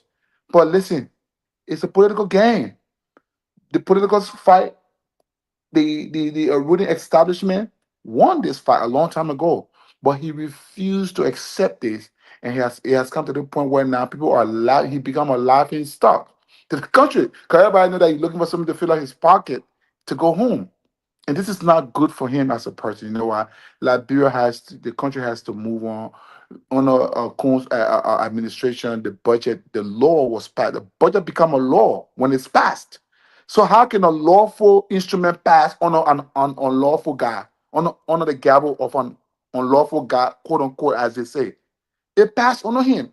It became a lawful. It became an instrument, a law in the country when the budget is passed. So it was on a Coons and gavel that budget was passed, and this is the budget that we are using now to pay salary to do everything we have to do to keep the country running. So how is it? Why was it so difficult for Nadi Kofa to understand that his colleagues had no confidence in him anymore, that they were not going to work under his gavel, that he should have resigned a long time ago, putting the country interest first over his own interest. It's just too late to even discuss Kofa. Kofa to me is so irrelevant to me now. Like the respect, I still have a little bit of respect for this guy from the beginning. I said, you know what? He would do the needful. He would put Liberia first, and I would have hailed him for that. I mean, you know what? In as much as I support the decision, I love Cohn to be the speaker, but I know the process wasn't the way we all expected it to be. But if he had taken that position to have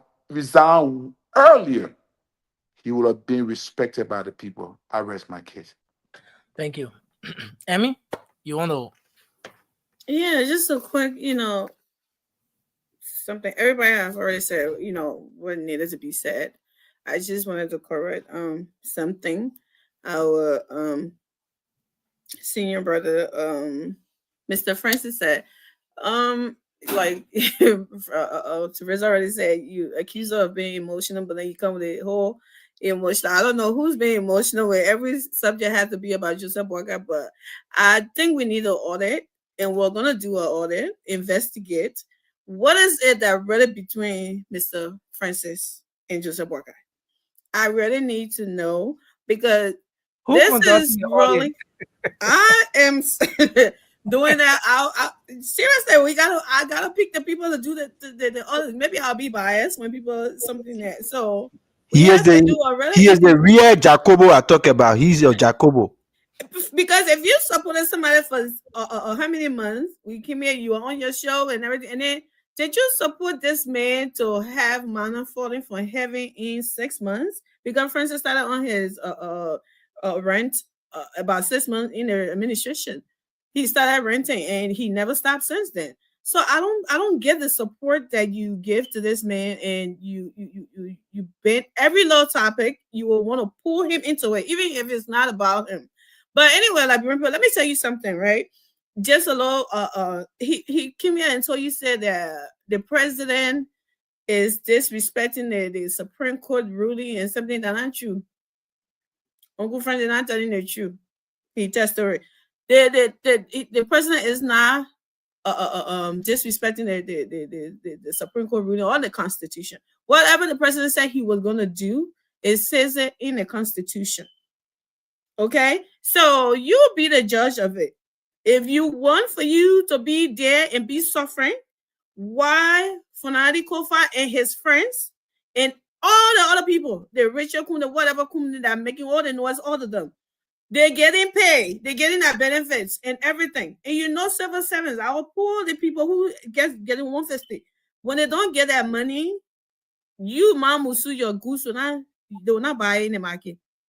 Your children, you go there, hold there, your fish will get rotten. Your potato green, you call it will stay with you, it will get rotten. So tell me, if it's fair for the president to say that and allow that to happen, or for him to say no, I will not let that to happen to the Liberian people. I will work with the people who have the majority, the quorum, which the Constitution says. That's what the Constitution says. So they're coming here telling you that because he didn't say he will work with Fanati Kofa. That's what the opposition are saying. They want to hold him hostage to come to you in 2029 and say, oh, Joseph Walker lied to you, like our big brother on here always does. He lied to you. He said this, he said that, but he didn't do it. The one that works, everything he's doing that you see now, guess what? Anything he does, it will come. That we are project, that we are project, that we are this, that we are that. They just want the government. They said it themselves. Some people say they're doing 40-day fast and pray for the government to fail.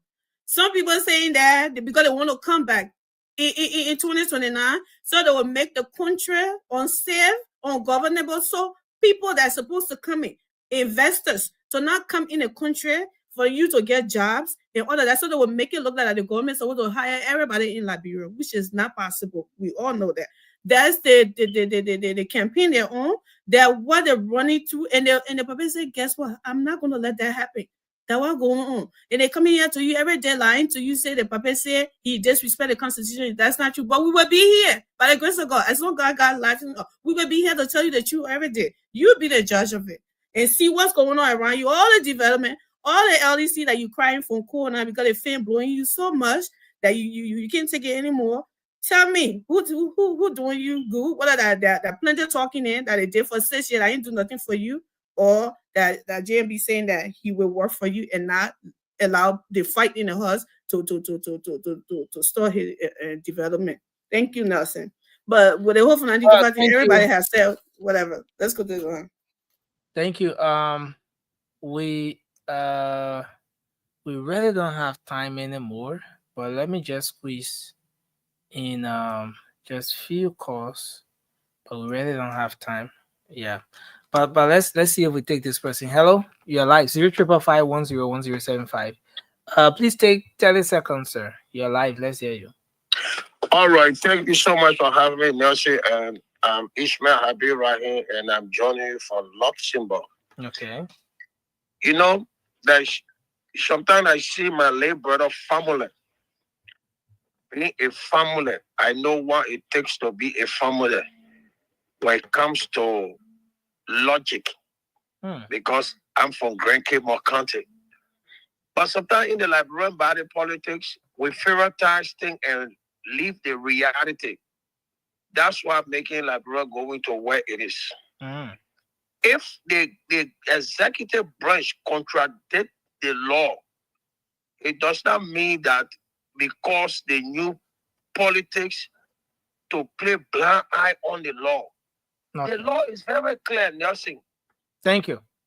The president has his right to express whatsoever desire that is Supreme Court ruling.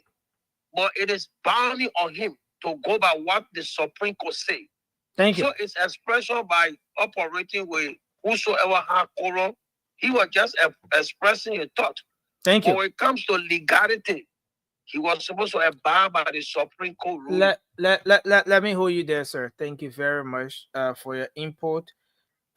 We really out of time. Let me see if we can just take 3 more calls and then we wrap up. Hello, you're live. Let's hear you. Hello, Nelson. This is Abraham Donald calling from Grand Forks. Yeah, go ahead quickly, sir. Yeah, like while we've been on this issue since I don't know for how long now. So somehow I've been calling on the show and pushing the water. If Kun wins, that Kun carry the then continue the people job. If Kofa wins, that Kofa carry the people job. They ain't do the people job. Yeah, we just want peace in our country. We don't want to go otherwise, you know. They couldn't win the game. They couldn't carry. They couldn't continue to roll the ball as a coach. Thank you. Or as a manager. So thank you so much for the show. Thank you. Let's squeeze Sandy in. Sandy, welcome to the show. You have 30 seconds as a caller. Yes, sir. Yes, sir. Thank you. Well, good evening to all of you. Wish I could have joined the show tonight, but I've been very busy with work. Okay. I'm interested in the pay increase for civil servant discussion.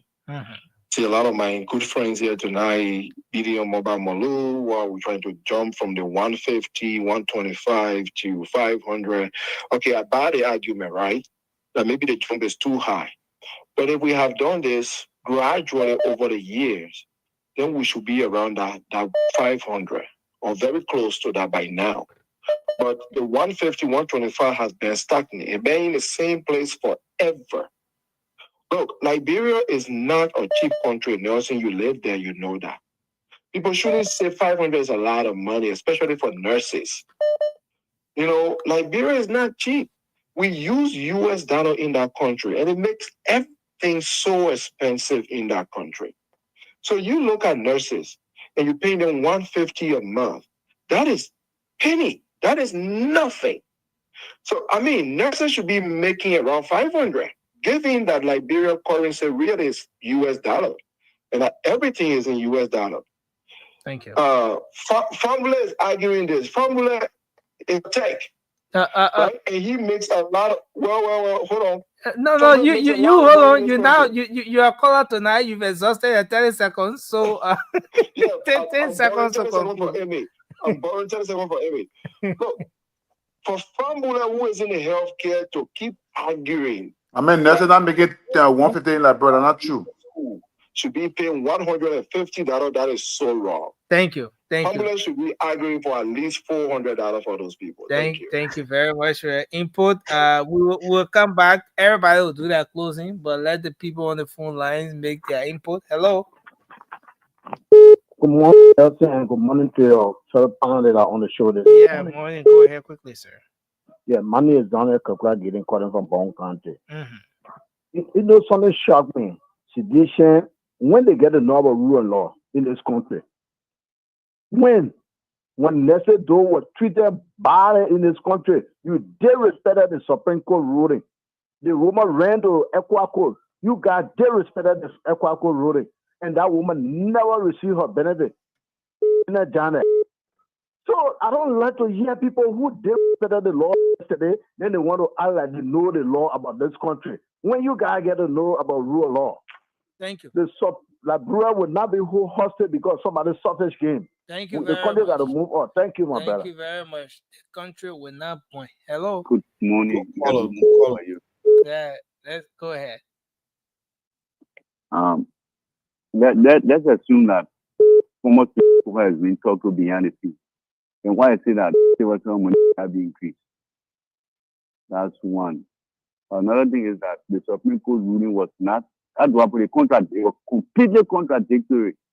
So the enemy I want my law because of Bongan and I think they got down it. That's another part about it. Another thing is that why would the police inspector general go to Corridon when they got one big space here in police academy? Why couldn't they build college? I've been in other countries where the police got medical facility. I mean, at the compound, they got college at the compound. So Gregor going to Corridon is just a mistake. Probably because he graduated from Corridon. I think that's what I want to think. So that's another.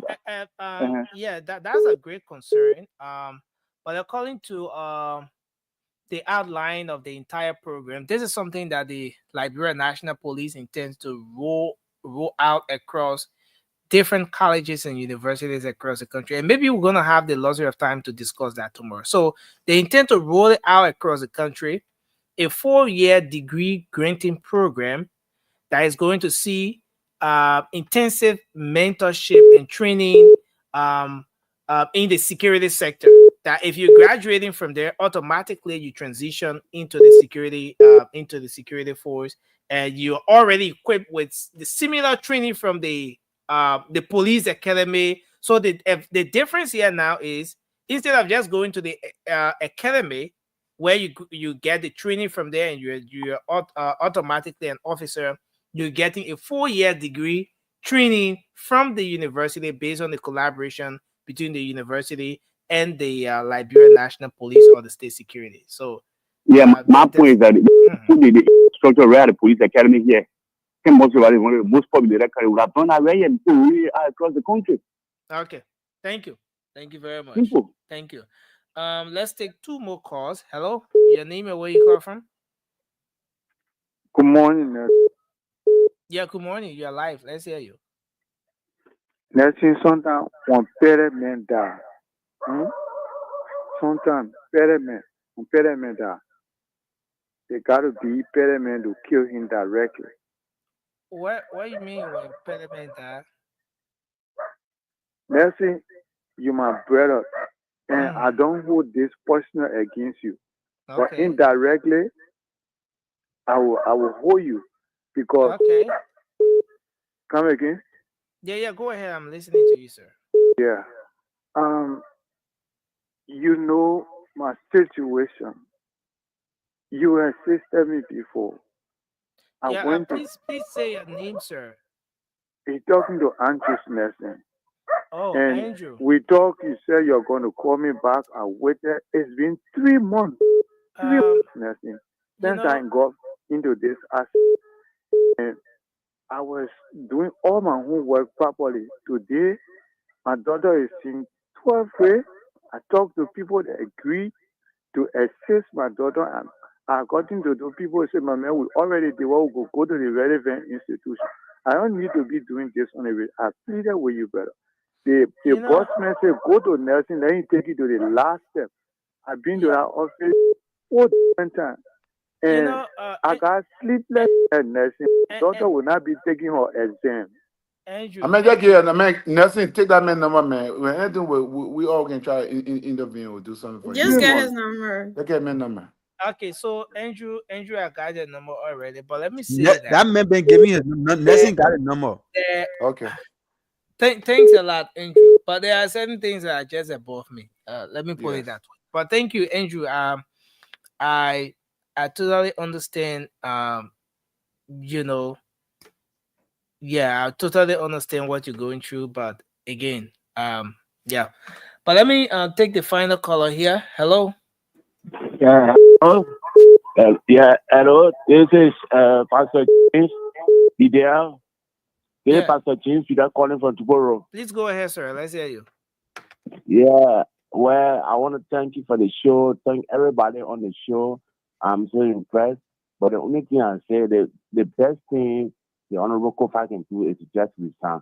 Right now, me as his president working, nothing working. Everything is like he doesn't have a co-run. He just there stagnant.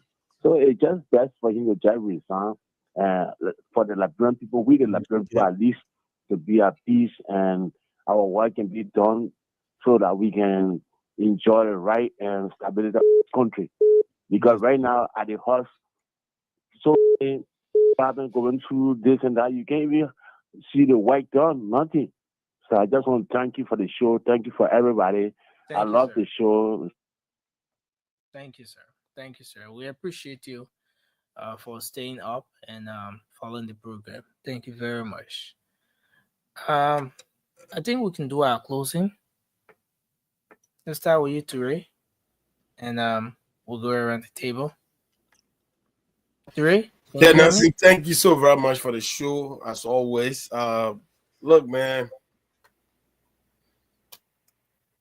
they say good people, they say evil obviously triumph when good people sit and not do nothing about it. And we are here to obviously help this government, not for our own, not for the advancement of our personal aggrandizement or whatever, but just for the love of country. I just feel like we've been through this. We have experienced this road before. We've been on this road before. And if we just sit back and allow things to play themselves out, because we know those that are out there criticizing the government, they are only doing it for one reason and one reason only: to muddy the water so that they can have the opportunity again to come back in 6 years to tell the Liberian people that they have alternative. And we all know that they don't have the sophistication. We know they have not done the work. They have not done due diligence to put themselves in a position of taking the people out of the dungeon or whatever Liberian people been through over the years, right? We have a senator, someone who have obviously lived on the backs of taxpayers in Edwin Snow on this very network, saying that he's praying that President Bwaka should fail, so he can have a crack at it. So that's the kind of country that we have. For a man who been in government throughout, since we're also talking battle, saying on this network that he praying that Bwaka should fail. You know what I'm saying? So that gave you the latitude of where we are as a country. When people that have benefited from the state, but yet praying to God that the state should fail, that the president should fail, because if the president fail, by extension, that's the state failing, right? You know what I'm saying? So that he can have a crack at it and not do nothing about it. A man who went on his own as a senator, negotiate a money contract behind government. You know what I mean? That's why when someone say that, we say, like, brother, that country, people look at it and say, well, man, how can a senator go negotiate contract with a kind of country and do money behind government? Then we say we get a country. Brother, from top to bottom, The thing the women doing, step by step, regulating, putting together. It's not going to take one. It's not going to take 1 year. It may just been there. But let's see with the level of due diligence the woman is doing right now. There are going to be other areas which of course have other reservation on, right? But those are just glimpses where things will happen. But the gram of things, the why we're looking at holistically, bro, man, you can't even compare. Thank you. In terms of impact in the soonest of time compared to says Bugatti dance or there. Come on, man. Thank you very much, Nelson. Thank you. Bambole, you want to do your closing? Guys, we're seriously out of time. So yeah, so look, Nelson, you see, that's the reason why some of us, when we talk, people say we are emotional, because sometimes we use the words that are meant to be used. We already know that people will sit on a show and denigrate the good name of our president, His Excellency Joseph Yuman Boakai. I do not have anything, no remuneration. I'm not getting anything from this man. But the only reason why I will continue to say the positive things that this man is doing in a short period of time, I will continue.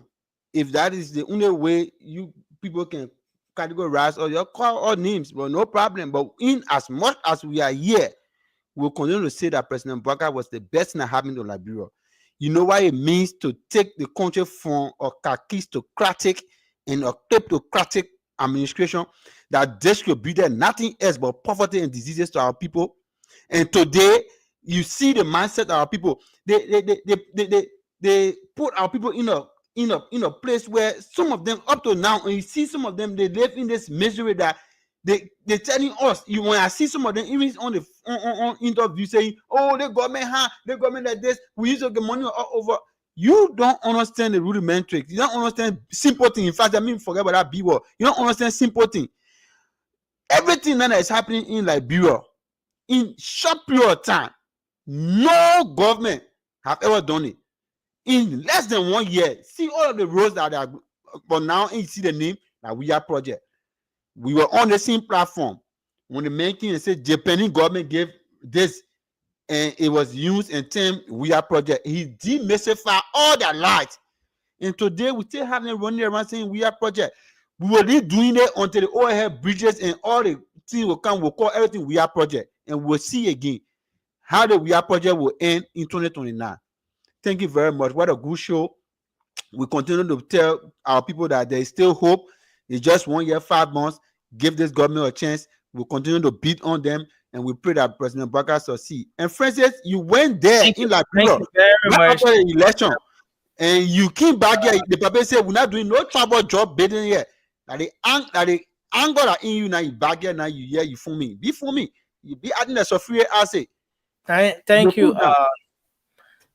Momo, you want to do your closing? Yeah, thank you so much for the show, Nelson, and thanks to all of the panelists tonight. We've done a tremendous job here, and thanks to all the viewers around the world and those in America for listening to us. But here's the thing: look, fellow Liberians, do not be carried away by what the so-called opposition community is doing. Right, it's complete distraction from the reality that we see as a nation, right? The country is progressing under the Unity Party administration. You can see that it is glaring, right?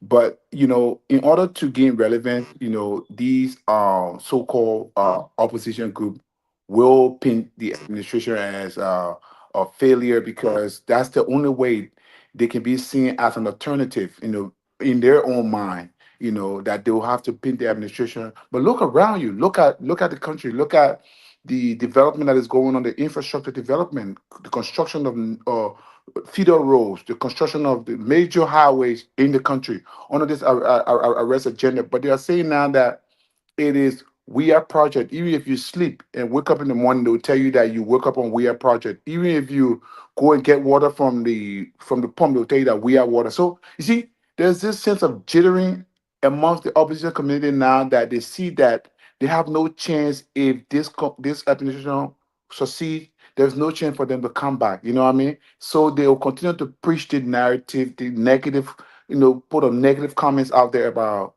the UP administration that they're not doing well. But I think you have access. You are the judge.